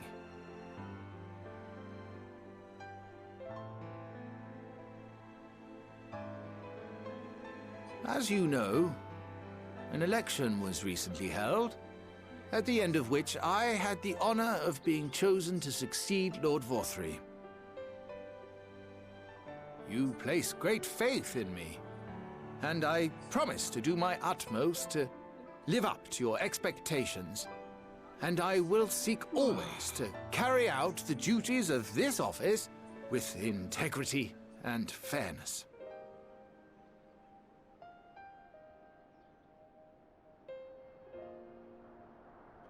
Always, I say, but not forever. Let it be known that I do not intend to hold this post indefinitely. I consider myself but an acting mayor, who will serve only for the interim, while Yulmore is reshaped according to a new set of values.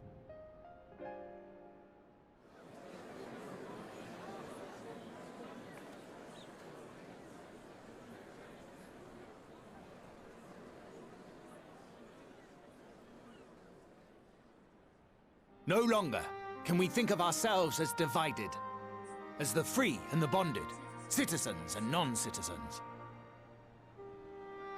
The systems put in place by Lord Forthree must be undone. But even as we tear down the old, we must give thought to the new, to what manner of nation Yulmore should become. Whatever the answer may be, it cannot be decided by one man alone. And so I propose that an open forum be held, that we might all discuss how best to strive towards a better future. However, there can be no talk of the morrow unless we first address the issues of today.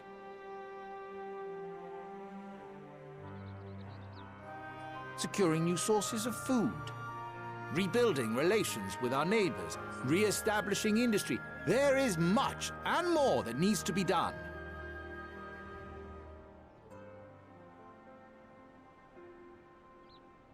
Too much for a mere man of business. And so I pledge instead to do everything in my power to ensure our city's security and stability while we all work together to see these problems solved. The road before us will not be easy, and I know full well how daunting the prospect of honest labor may seem to some of you. But we must accept the reality of our circumstances. We must move forward.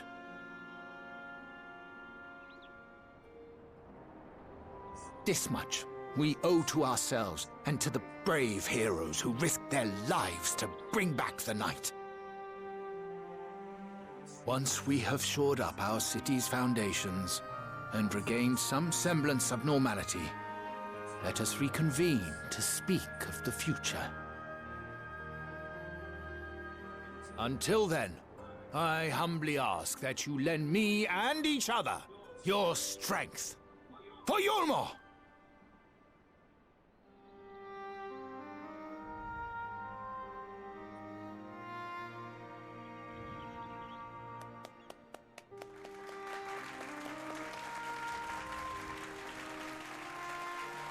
That was an amazing speech, if I do say so myself. That was very well done.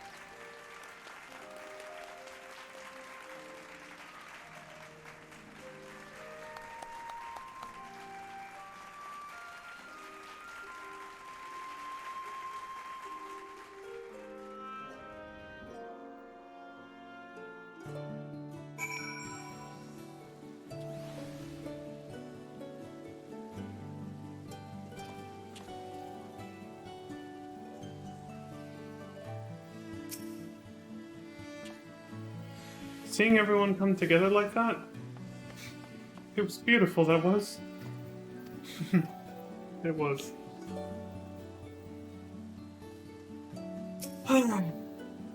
Brendan? Now our work can begin in earnest. I very much look forward to seeing this Yulmore for the people.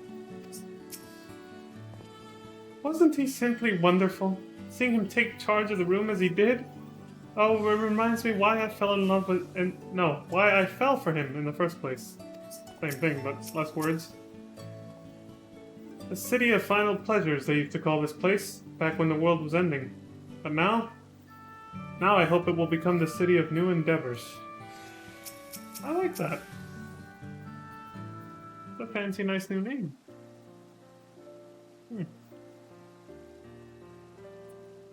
That was a fine speech, Master Chai. I believe your words stirred every soul in attendance. Excuse me. Stirred them to action, I hope. If I have learned anything from all of this, it is that change begins with the individual.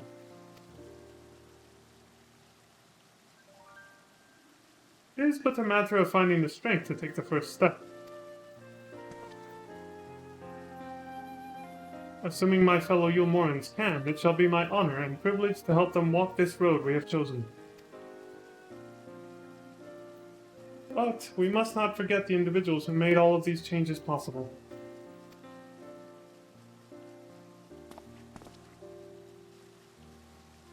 Were it within my power, I would carve a tribute to your heroism into the very stone upon which this city stands.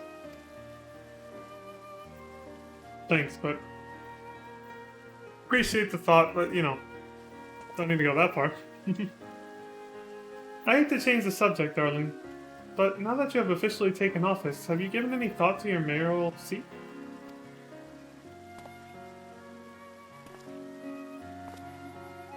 We will not be moving into the emergent, dearest. It's too big for one thing, and too far from the people for another. We will retain our current residence, and I will govern here in the parlor. Oh, I was hoping you'd say that. I much prefer the view from the parlor. Honestly, it is nicer. Begging your pardon, Master Chai, but have you got time for a word? What's going on?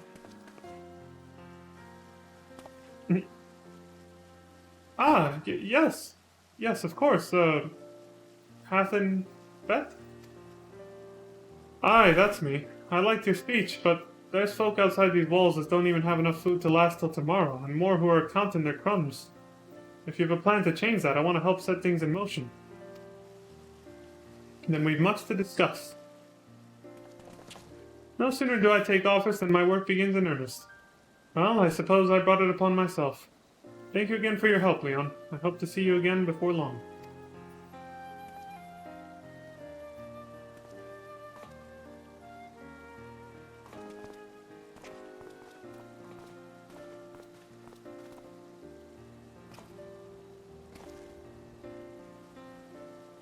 What a day. I don't know what it means exactly, but I do know I've got plenty to think about. I sense we all have a great deal to consider. I had resolved to remain here until such time as Yulmore's future was secured, but it is clear to me now that the city is in capable hands.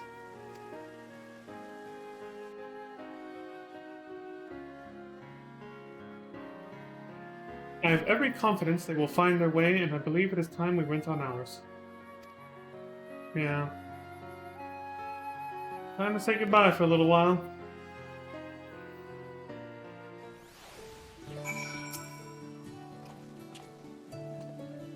With Master Chai at the helm, if only for the interim, I feel I can bid farewell to Yulmore and return to the source with no regrets. Yep. I thought it meant because we were leaving right now. That's why I said saying goodbye for the time being. So Alfino's leaving too, is he? Seems like everyone's moving on. Everything's changing. I've been thinking about what I should do in all this. Like I told you, I spent most of my life dreaming about living here with my friends. In paradise. That paradise is gone, but something better has taken its place. And I reckon I want to be a part of it. That's the spirit. No such thing as a utopia, my friend. We gotta keep moving forward. This Yulmore for the people, Master Chai's been going on about ain't gonna build itself after all. Not that I'm much of a builder. Me and my friends will find ways to make a difference, though. Help keep things changing for the better. A far nobler dream than the one to which you clung before, and one I am happy to say we share. Whatever path you choose, I will pray for your success. Well, when you put it like that, there's no going back now, is there? We've got a few ideas on how we can do our bit. Just a matter of taking the first step. Well, go for it, buddy.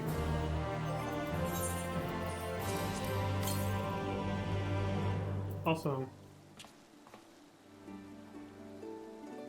I suppose I could just pop this real quick. It's burning a hole in my pocket.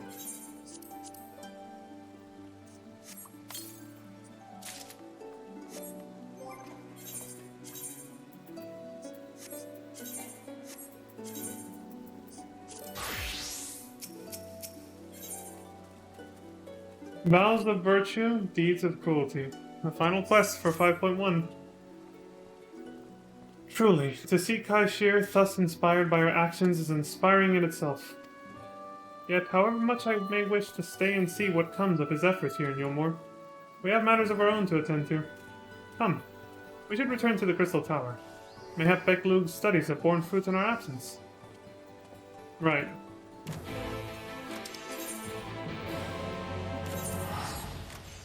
So the semi-filler is now over. Back to the main focus of this MSQ. Of the story, I guess, for this part.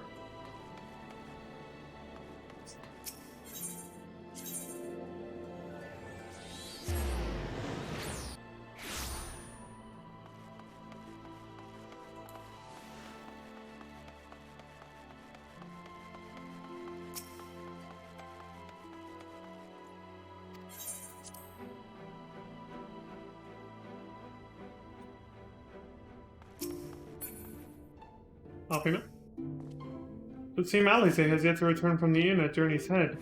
I do hope she doesn't overtire herself. In the course of preparing more Aurosite, we made a significant discovery. We thought it best to wait for your return before sharing our findings. Okay, makes sense. My congratulations, Leon. Glad tidings from Yulmore did precede thy coming. I will see that Thancred and Reen hear of these momentous events, that they too might take joy in that which thou hast helped to bring about. I take it you are ready to resume our work? Yep, so I'm here.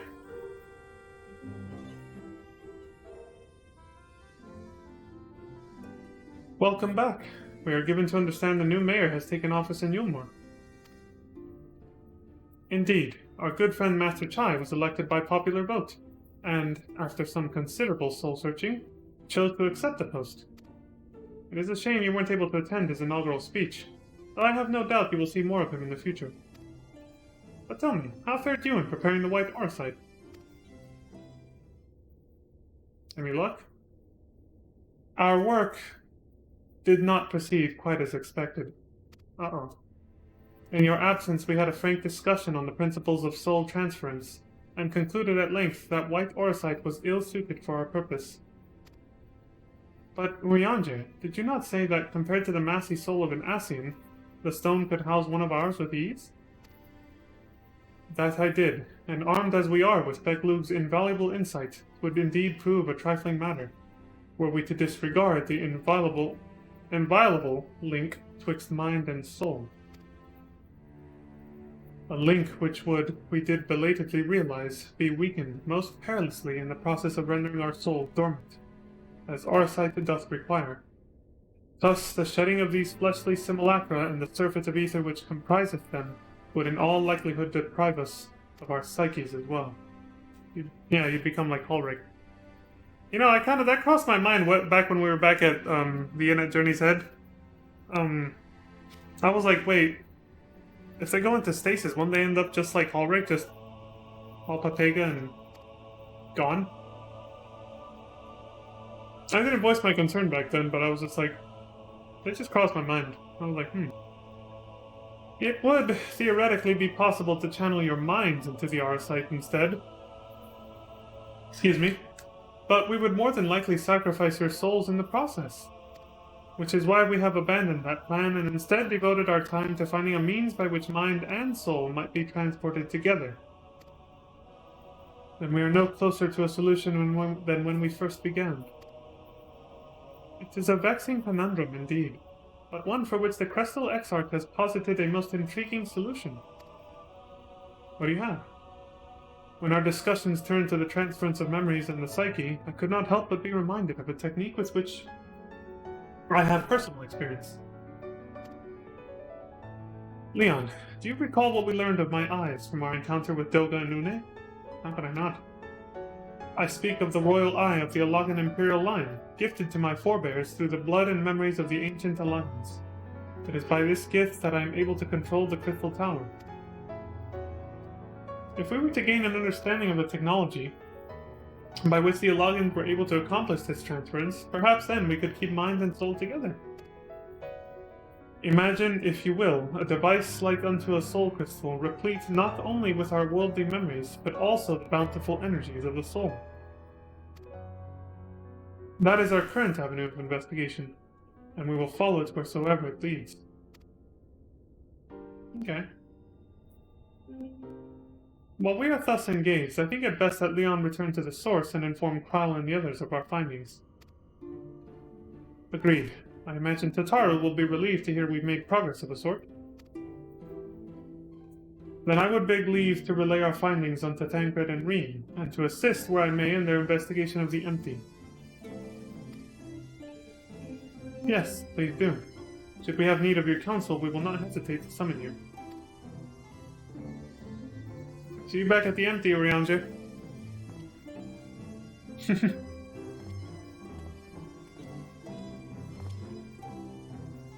Give our regards to Tataru, won't you? I will. I'll let her know everything's alright for the most part over here. With the benefit of our combined knowledge and the aid of the first leading authority on soulcraft, we must surely be able to find a solution. Surely.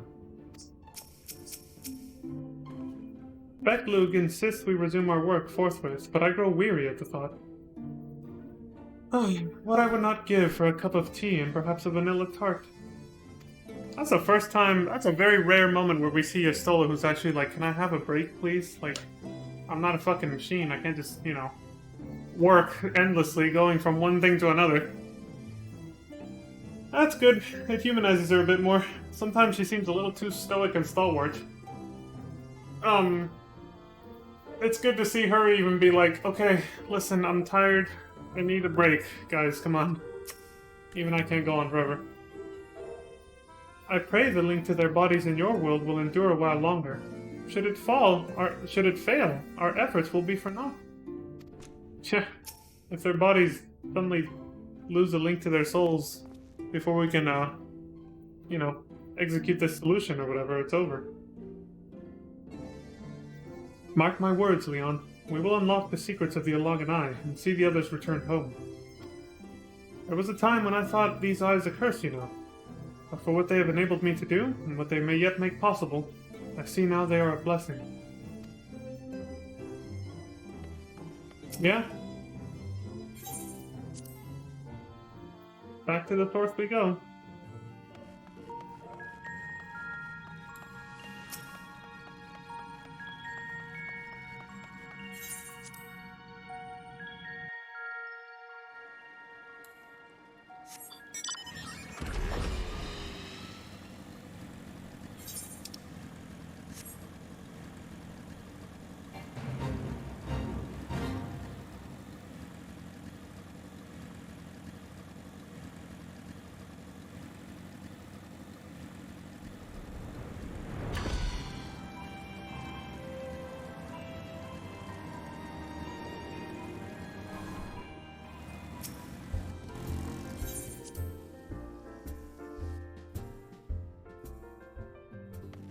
I always do that when I get here. The music. Tataru? Leon, you're back! How did everything go in the first? Wait, don't tell me. Kyle will be here shortly, and she'll want to hear too. She's just tending to the others. Their bodies, I mean. God, I don't think I'll ever get used to saying that. Anyway, you can tell us everything the moment she gets here. I know, it's like you're talking about dead bodies, even though they're not really dead, not yet anyway. Upon speaking with Tataru, several cutscenes will play in sequence. Great.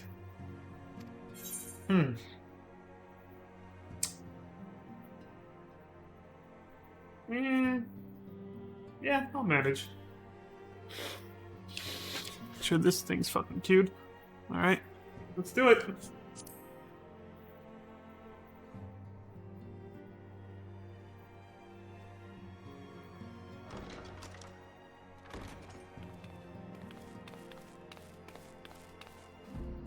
Sorry to keep you waiting.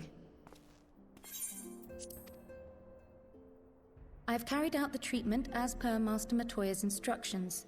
It should slow the destabilization of their corporeal ether quite significantly.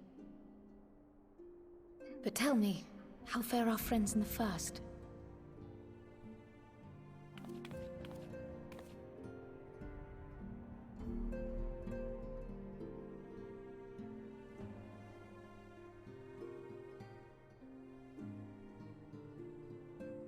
So this Becklug's the first to lead an authority on soulcraft, are they? Sounds promising. And Urianger's proffered solution of white auracite is rather ingenious now that I think of it. Well, while they press on with their preparations, you may rest assured we will continue to do our part here. I don't know if it was a microphone thing, but do you guys notice the inconsistency with the volume of their voices sometimes? Like, her mic sounded hot right there, like, when she talked, and suddenly it wasn't. You're back. What? What the fuck? This guy! Dylan! You son of a bitch. And none the worse for wear, I see.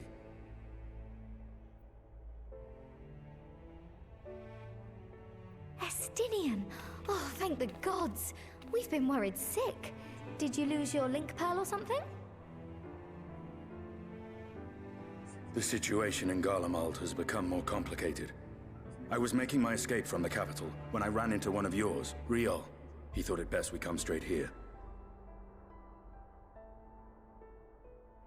More complicated how?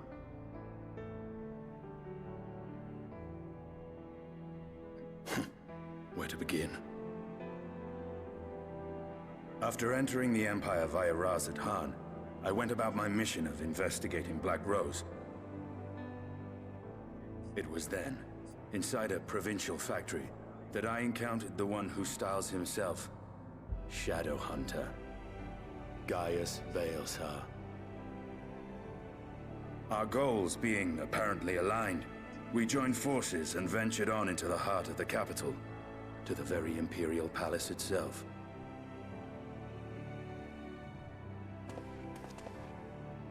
There, we found a man whom all assumed dead.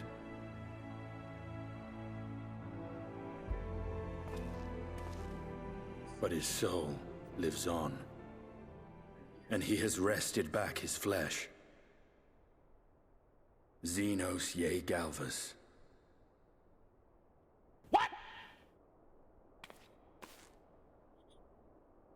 Nor did the surprises end there. For no sooner had we arrived than he murdered his sire in cold blood. The Emperor is dead. This sent Gaius into a rage, and he charged in, blade drawn.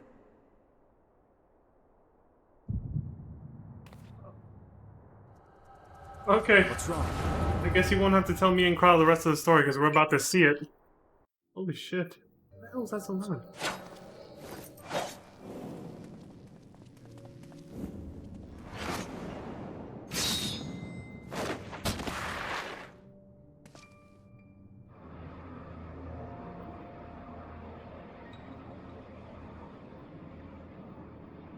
Using his ether to restore the rest of that broken blade? Oh shit. They ran out of voice budget. I've seen him in action. His body, at least. You will not best him alone.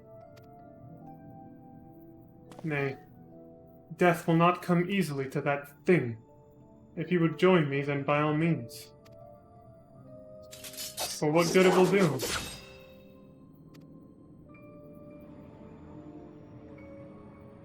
The Black Wolf and the Azure Dragoon. I suppose this might suffice. He welcomes the challenge. Let him go. Come then. Oh shit, here we go.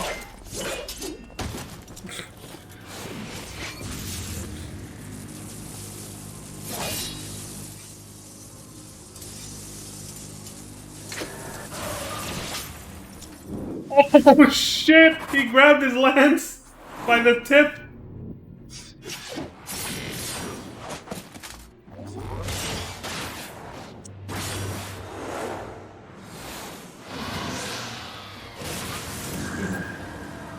A level 3 limit break. Combined with Gaius' fucking little the order attack or whatever. Ah, the simple pleasures of one's own flesh. Truly, there is no place like home. Abomination. Psychopath is what I want to say, but yeah. Whatever he is, Leon was barely a match for him. If we stay here much longer. Emperor Varus, your radiance. Are you alright? Oh shit. This looks inconvenient. We may wear out our welcome. Xenos doesn't seem the type to lie about things though, so... Your radiance! No! Even the most middling of sport be spoiled. The world conspires to bore me. But I have no cause to remain. I leave these vermin to you. Xenos! You bastard!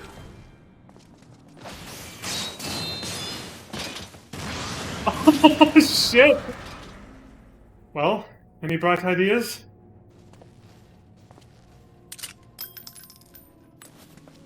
Just one.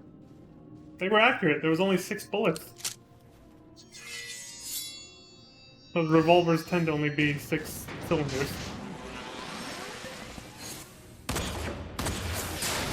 Oh shit! Get out! I forgot these 2 were still alive, right? I didn't finish them off, they ran away.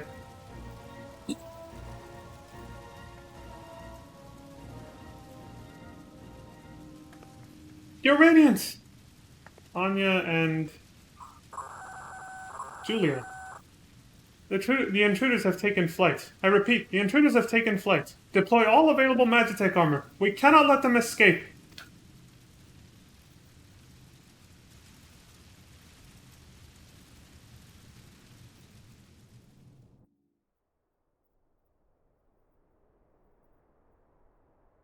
So be it. Let's do this shit. In the coming battle, you'll fight as Justinian Warmblood. No shit. Alert! Alert! Intruders detected in the Imperial Way, I guess. All available units converge. Seems there's no turning back. We just forced our way through. The Black Wolf is among the intruders. Deploy Magitech armor. Wow, he warrants that much of a welcome, huh? I suppose they know how powerful he is, so that makes sense. There they are! Stop them! I think his is called something different.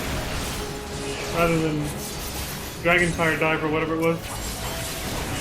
Can't believe I forgot the name of it.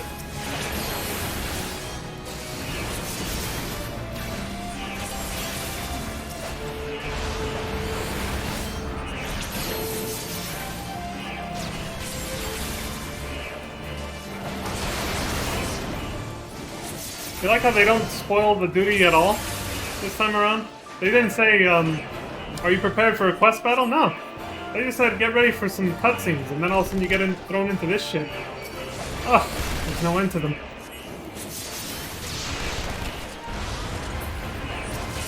You won't escape, Gaius Belsar.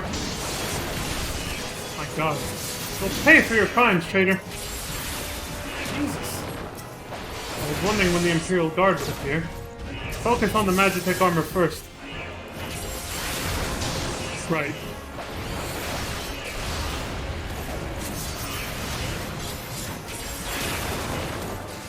Now what? Anya! On my mark! I think not.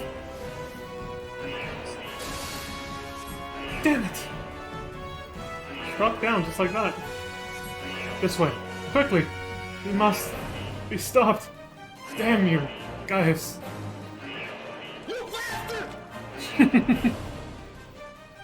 Emperor's Crossroads. We make ourselves easy marks by moving together. I suggest we split up. Alright then. I'll take the low road, so to speak. Look at these two Giga Chads. I will see you outside. Stay safe.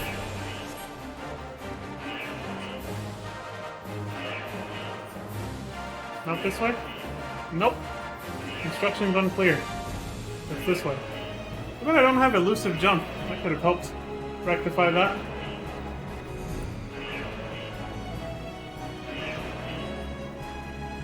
At least we have permanent sprint. Not that way.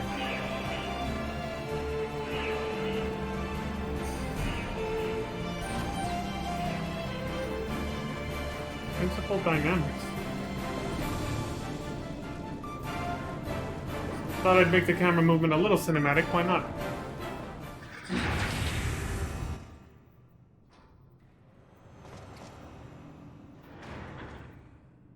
Well, well. Someone's been busy.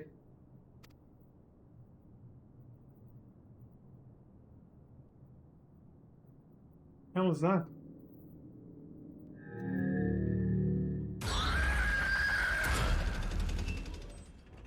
Yo, what the shit, man? Volatile prototype to Arc Ultima.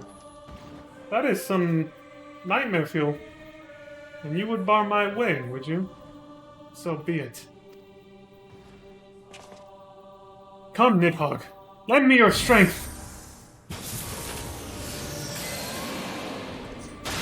Oh shit.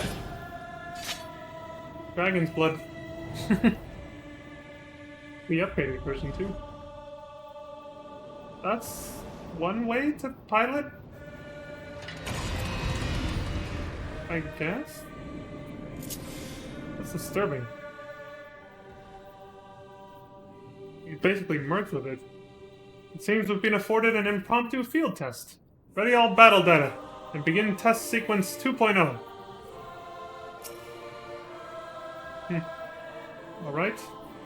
I need to turn something on real quick so I can see what the hell I'm working with. It's this. Horrid Roar, Stardiver, Alamorn, and Duck Inlets. Okay.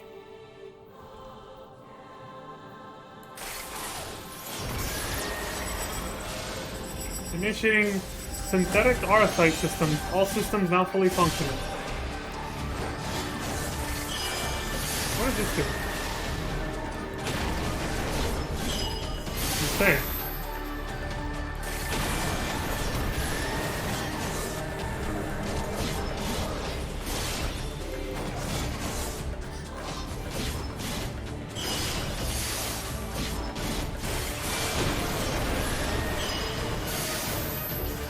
I don't know what the hell this is for.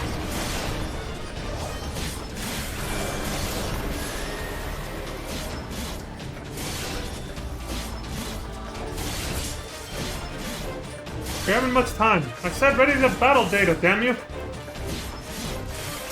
Now loading data sample 14. Convenient numbers. What's with the FF7 text dialog boxes?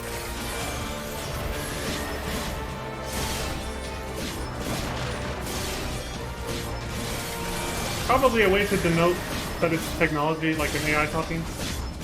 If you would bar my way, then you will feel the fury of Nidhogg. Calamistinian.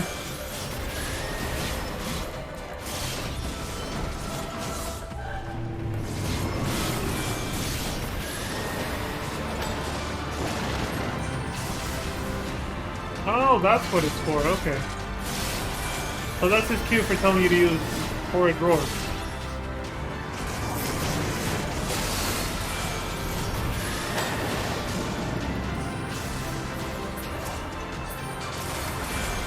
It's a big ass AoE, I gotcha. It's not working. Ready another sample. The one taken from Casa Mabania. Now loading data sample 12.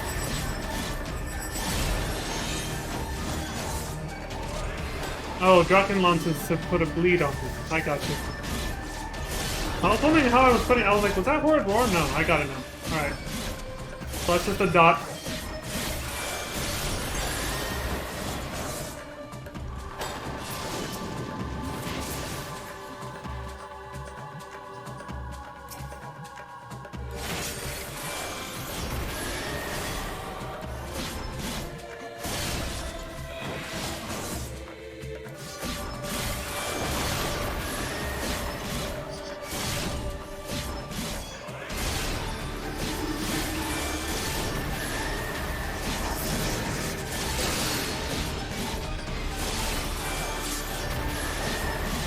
Increase generate output to maximum. Activate the Magitech field. Full power. Monka shake.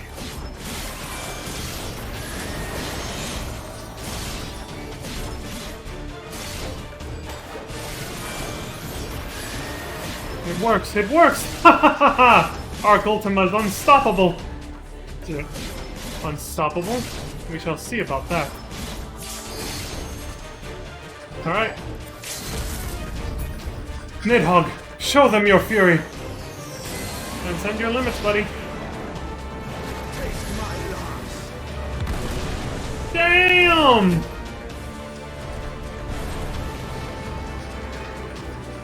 That did it.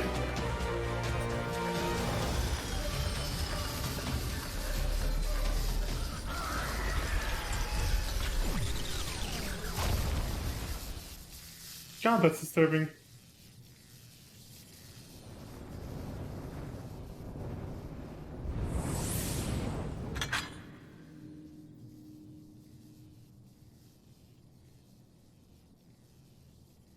Garlands and their Machina. Now, where are you, Gaius?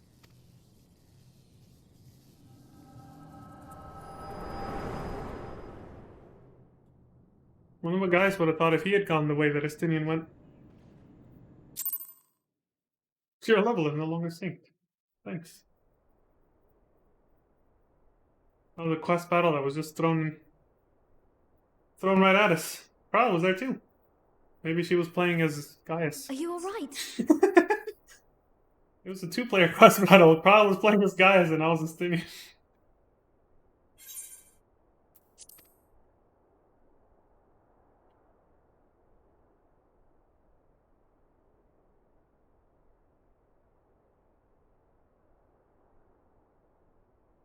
Peer into my past, did you?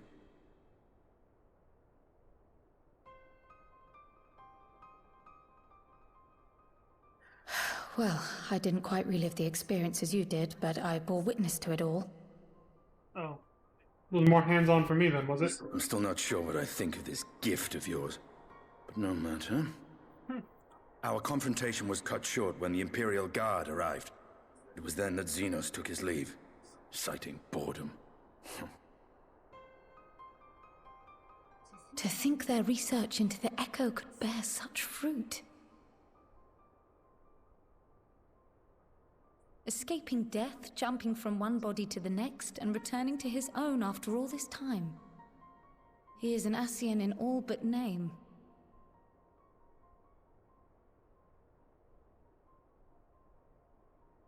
It beggars belief, aye. But no more than hero traversing the rift between worlds. What?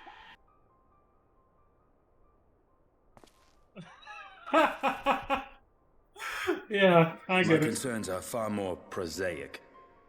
With the Emperor dead and the Crown Prince missing, the Empire is in disarray. Until order is restored, assuming it even possible, we needn't fear an Imperial reprisal. And for reasons of his own, Xenos took it upon himself to rid the world of Black Rose. Riol has already gone to apprise the Alliance leaders of these developments. We may leave the matter in their hands for now.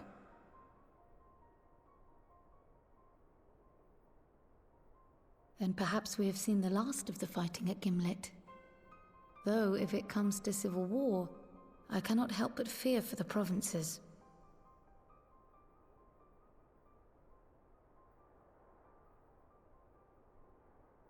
Ah, I'd nearly forgotten to ask. What became of Gaius? Did he not escape with you? That he did, but we parted ways shortly after leaving Garlemald. He claimed another threat had arisen which demanded his attention. He didn't elaborate, but the absence of some device or other in the capital gave him reason to believe they're planning something. Lest you worry, I believe he has well and truly shed the Black Wolf's pelt. Conquest is no longer his objective. We may safely leave him to his own devices. Well, it's nice to have one less foe to worry about, even if we do have a mysterious new threat to look out for instead. Speaking of which, I'll see that Riol and Al Shinobi are made aware. Though we still know next to nothing, it can't hurt to be vigilant.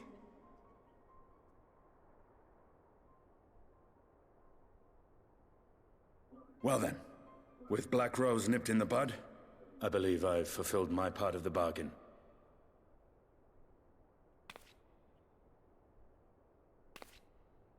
That's true, but with the Archon still slumbering away, we were hoping you might agree to stay with us for a little bit longer.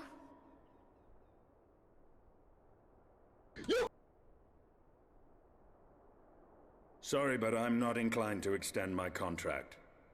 Gaius isn't the only one with business to attend to.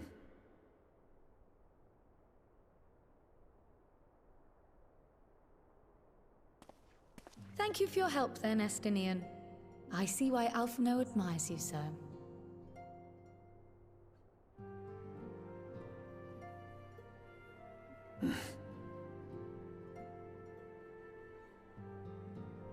Giga Chad Edgelord over here.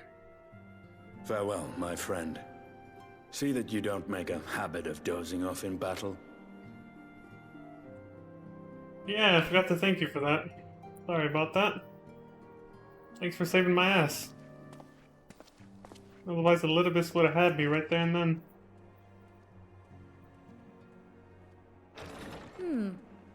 I suppose we should all be getting on then. As ever, we will see to the Archon's needs. In the meantime, why not get some rest? You've more than earned it. Go on.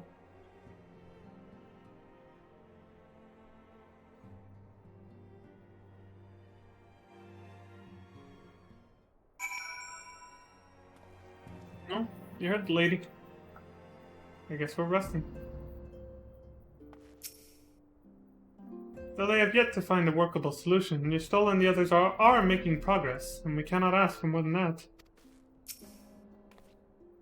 You must be shattered after all that hopping back and forth between worlds. Why not stay here and rest for a while? I'm sure Beklug can manage without you. They've got enough science to help them, if you ask me. Thanks, Takara.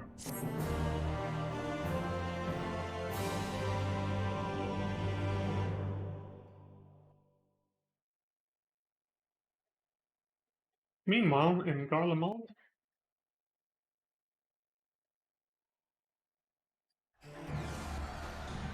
it's snowing! A gift from the fairies! Oh shit. Traitors! You would dare deny Lord Nerva the throne? Oh, here we go again. Thanks, Xenos, you caused another civil war of succession. They're fighting over the throne again. Just like when Solus and itself died. Ah! Oh, I am. You're gonna be in FF15.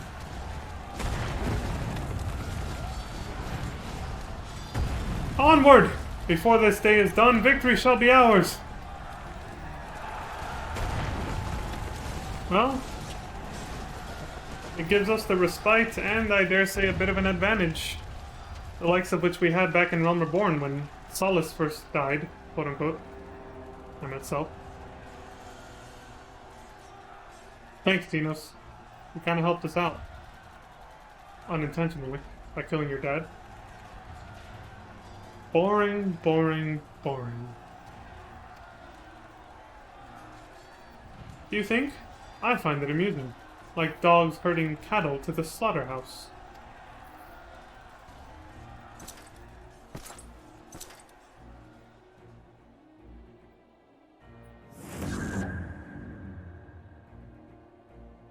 That hue. Your soul is... Who are you?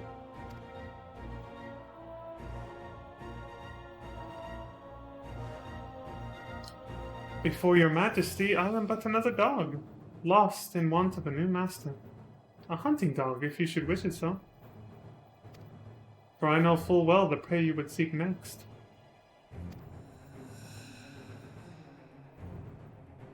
Zodiac.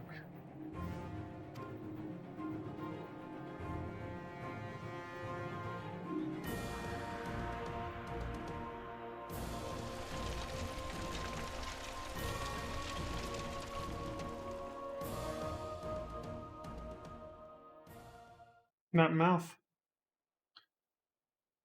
Meanwhile, in Yulmore in the first, those are some interesting robes, almost like an Asian, but not quite.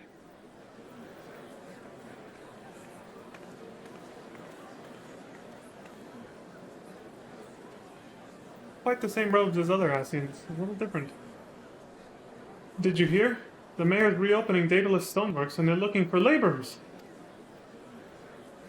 There's talk of resettling some of the old abandoned villages, too.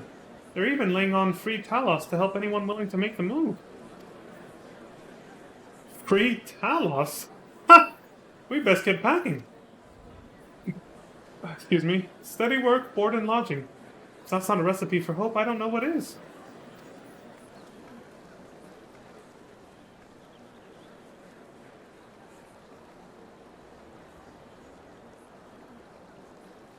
Hope?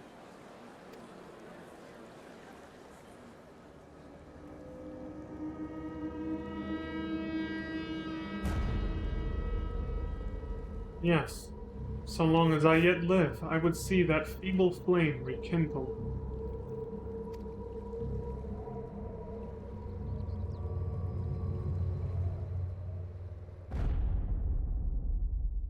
It is my destiny to see our dream fulfilled.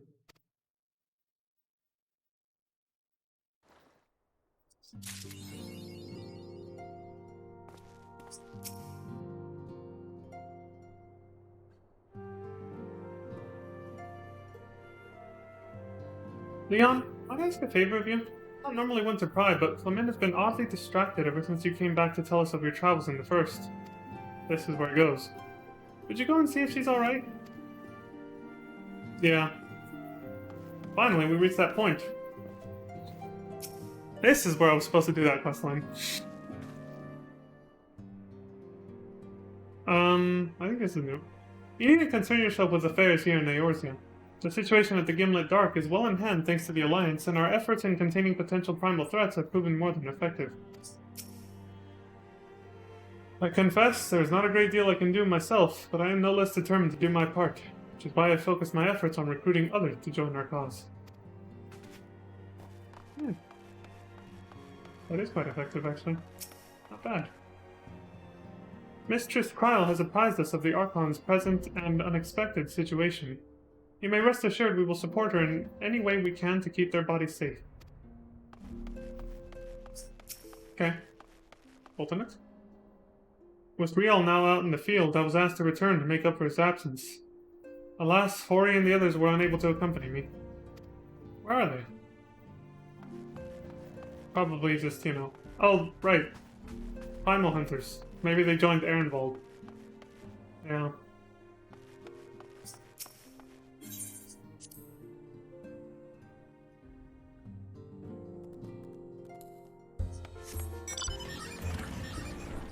You're in the achievement black and white. This thing.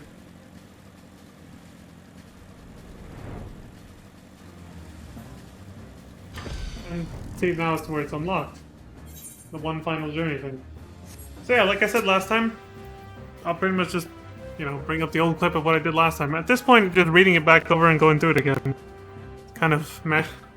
Like, the emotion won't be there anymore. So I just barely saw it too recently. So, first of all, let me get my last web browser work. This will be the last thing, by the way, so anybody who already saw this on a previous stream, you're not gonna miss anything if you leave now. But, it's mostly to keep the YouTube playlist consistent, and not have things too far out of order. So, let's see.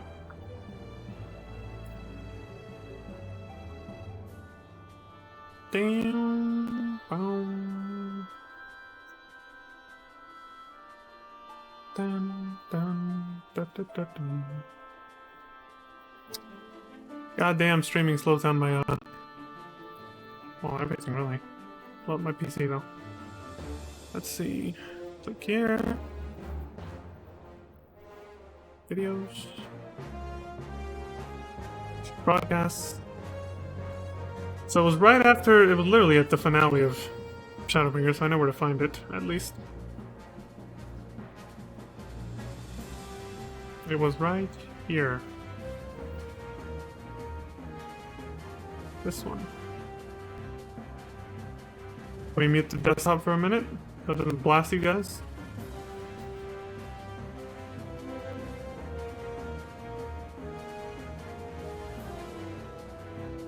Minimize this. That looks good. Set that like that. Find the right spot, which should be close to the end. I might have nailed it.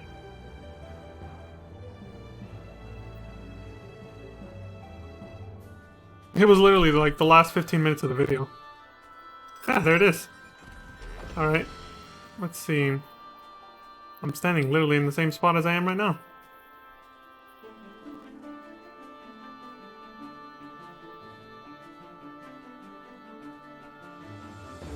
$3:58:15.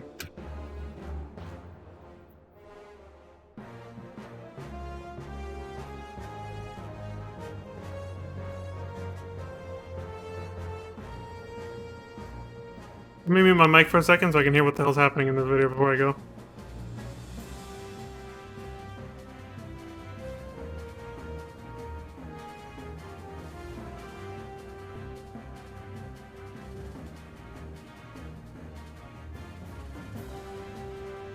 Alright, this is as good a spot as any. Make sure nothing else is running that'll get in the way. Nope. I'll put this in full screen. Well, hold on, let me move that there. Collapse that. Perfect. Yeah, literally like 20 minutes. Again, it gives me a chance to take a break and everything. But I'll probably be ending the stream anyway to take care of some stuff and then come back to stream for like at least another hour or so. That's probably gonna be it though. It's probably just gonna be like an hour. What's up, Crimson? Have you been here the whole time?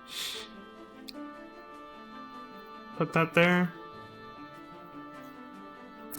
Set that up. Oh, turn off the webcam on this one. There we go.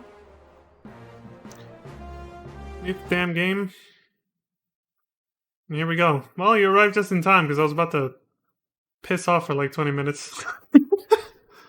This is just to keep the YouTube video consistent because I basically trim the VODs, the recordings of these streams, and then paste them straight to YouTube, so it's the easiest to do this. So yeah, you're about to see basically 20 minutes of replay. But yeah, here you go.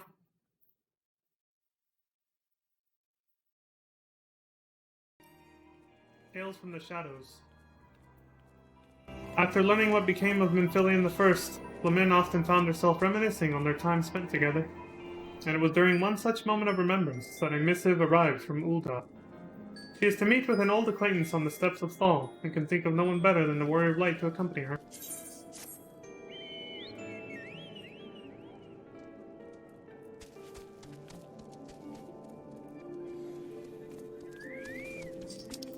One final journey.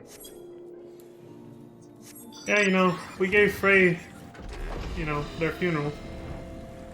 We still have to have a proper funeral for one other person who was near and dear to all of our hearts, but mostly to Flamin here, and that is Minfilion.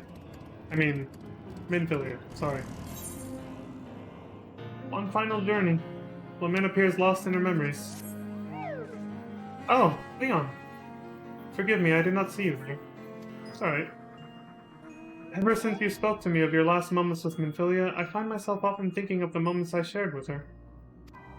And it was during one such moment of remembrance that a missive arrived from an acquaintance in Ul'dah. Melfinia! Oh shit, that's a good one, Crimson. I never thought of that. Even now I can scarcely believe the letter's contents, written as if in answer to my heart's lamentations. Such fortuitous timing is nothing short of a miracle. No less than your arrival here this day, I should think. Really. I'm about to depart for the Sultanate to meet with my acquaintance, you see, and I cannot think of a better companion for this journey than you. Will you not indulge me with your company? I would not begrudge your absence, but if you are so inclined, it would mean more to me than you know. How could I refuse? You can count on me to be your personal bodyguard. I just finished talking to a few other comrades-in-arms in that job, well, that field. You are too kind, my friend. We are to meet on the steps of Thal, in front of Esteim's Aesthetics. Pray go ahead. I will be along shortly. You need to wait for me. Pray set out when you are ready and meet me in front of Esteim's Aesthetics on the steps of Thal. Okay? I'm gonna go trying to read too fast again.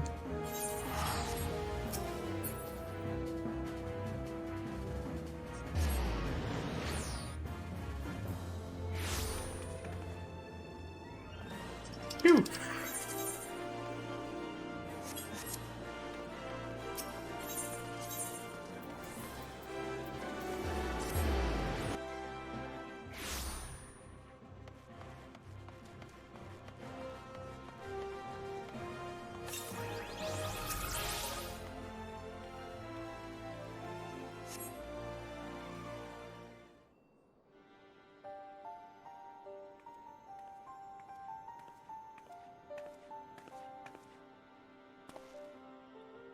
I have not kept you waiting over long. I'm good. Flamin! Thanks for coming on such short notice. Hey, it's these two. You guys remember them when we did the side quest for the, that bonus dungeon? The hell was it called? The Sunken Temple of Karn. The hard mode version. That's these guys. They wanted us to rescue their sister or whatever. Or whoever it was. Leon, what a coincidence. What brings you here? Ah, the Realm Reborn days. The good old days. Dylan! Ah, you're acquainted. Then I needn't worry about introductions. Leon was with Minfilia in her final moments, you see, and I thought it only right that he be present. So, is it true, my friends? Did you find it? To start from the beginning, the concern was contracted to work on the waterways below Ul'dah. Naturally, this included reconstruction of the Sildee Aqueduct. The place Minfilia and the others fled after the ill-fated banquet. Yeah. Aye, and while we were clearing out the tunnel, a glint amidst the debris caught our attention. Cat's eye. At first we wondered how it got to be there, of all places. But then we remembered the stone Minfilia gave you all those years ago. Oh shit.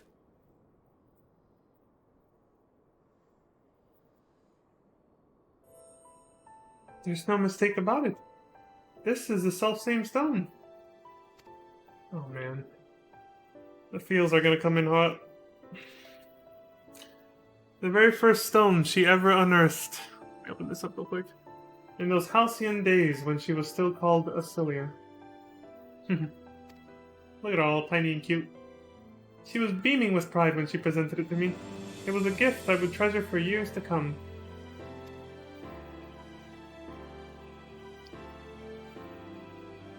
Until the day came when she needed it more than I. She seemed so lost that day in the waking sand. I knew that the cat's eye would remind her of how far she had already come, and instill her with a little more courage to take the next step. I remember that scene, when Flamin showed up and, you know, did that, yeah, to reassure Minfilia back in Realm Reborn. To think she wore it all this time. When we searched the waterway shortly after the collapse, we didn't find a trace of the silence. No belongings or anything. Curious that it would appear after all this time. I have a feeling why. A feeling I know why. With the stone in hand, Minfilia pressed onward in her quest for true peace. Never once did she look back. And though she had gone, her legacy lives on. In you, Leon, and the Scions. And in the child Reen. Yep. Reen carries her legacy now. Safe in the knowledge that others continue to walk her path, she has sent this stone back to me. This I choose to believe. She has earned her rest. I shall bury this stone that she might have peace in the hereafter. Where are you thinking? Next to where her father rests. Indeed. There's no better place than with your loved ones. Well, you're doubtless keen to see to that, so we won't keep you any longer. We'll find a moment to go and pay respects ourselves afterwards. Till next time, take care. Thank you, both of you.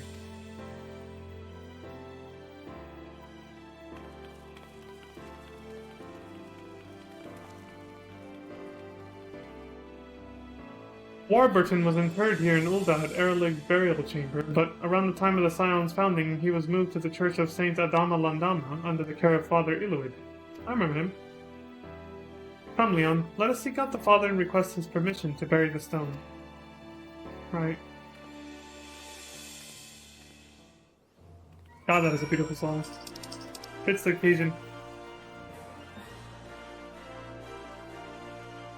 Jesus! Alright. I don't know, maybe I'm allergic to talking too much. I don't know what it is. No, it doesn't really happen anywhere else.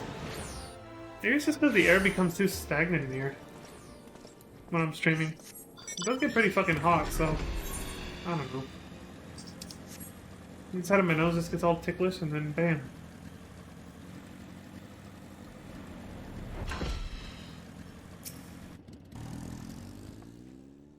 Ah, there you are.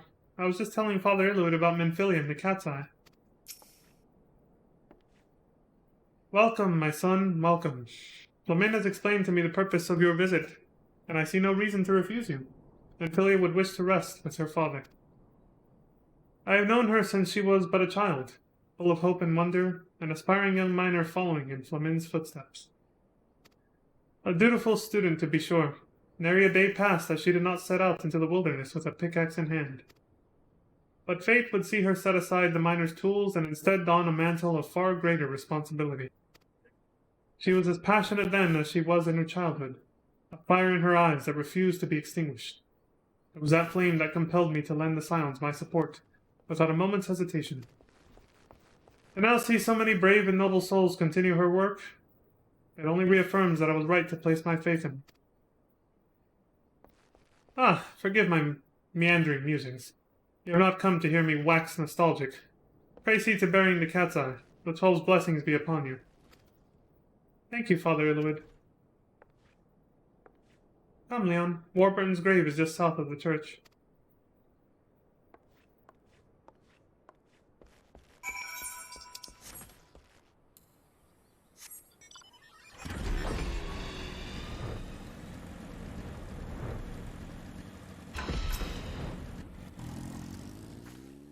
Here it is, Leon.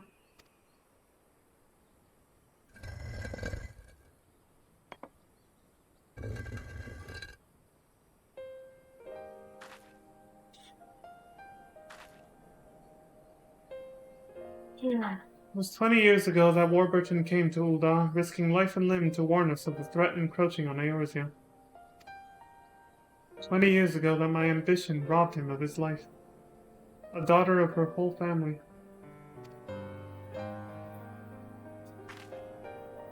He would have been so proud of her.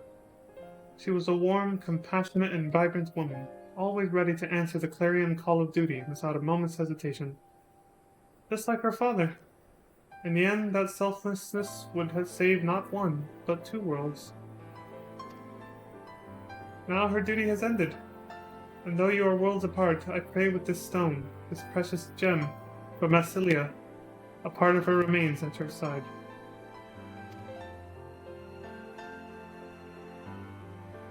Just as she remains forever in my heart. Oh, Massilia, never did I imagine such greatness could be born from a beginning so humble. I am proud to have been there for that first little triumph. Not only did you find the gemstone, you found your own path.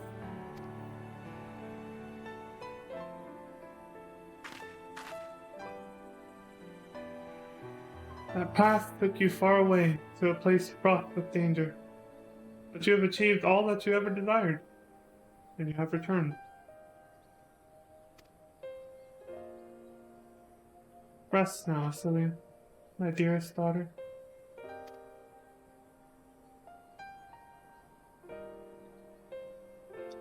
Won't you say a few words too?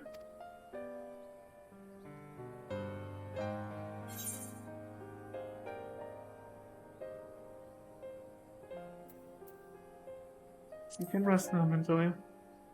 Leave the rest to us.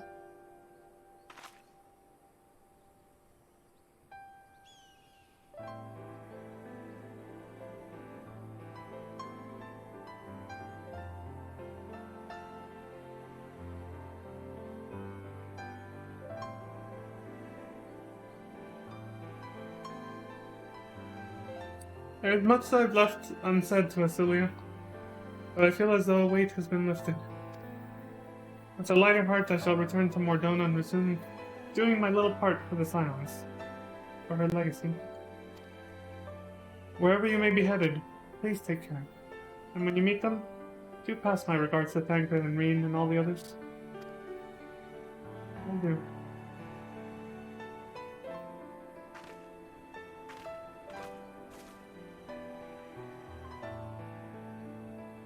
Thank you, Leon, for everything.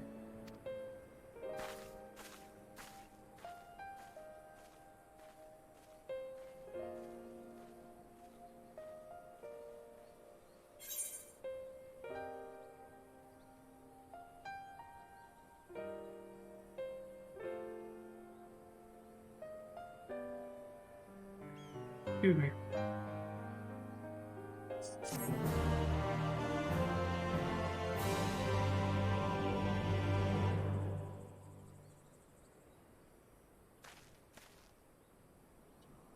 Having to say goodbye to your own child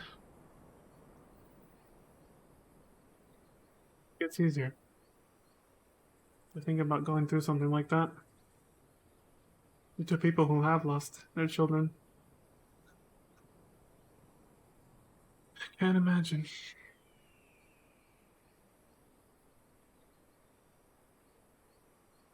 Glad she was able to be proud of Minfilia, though.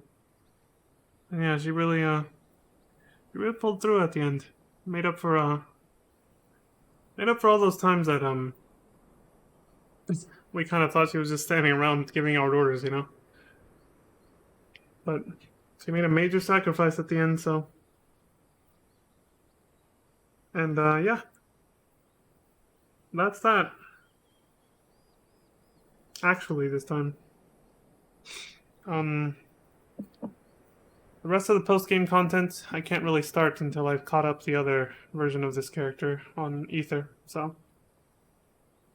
With that, that means I'll probably be...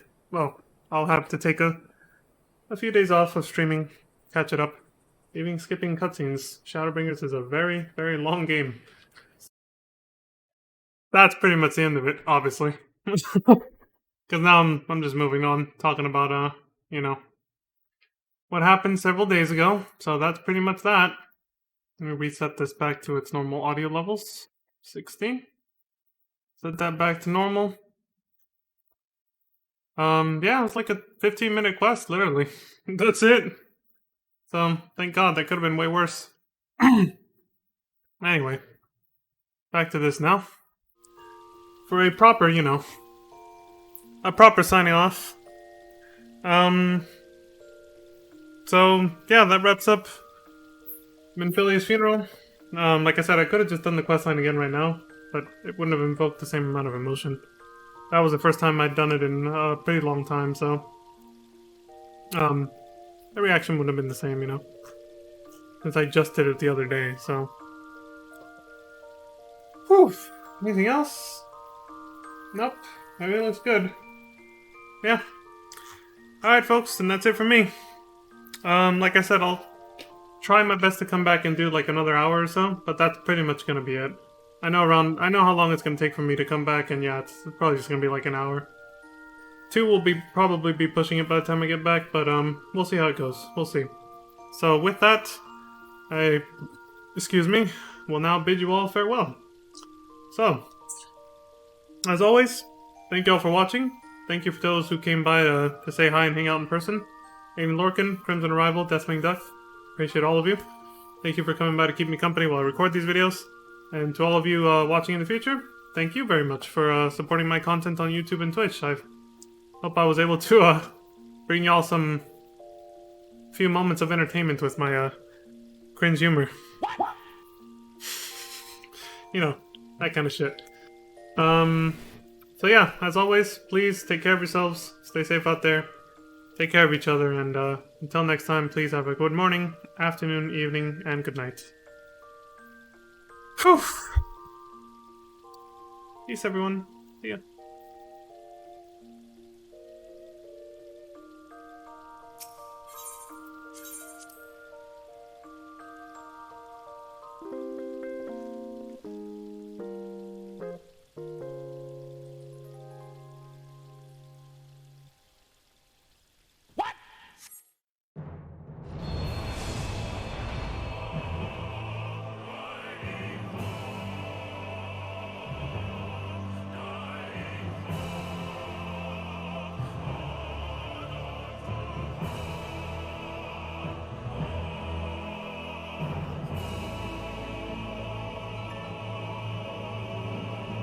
Emotional damage.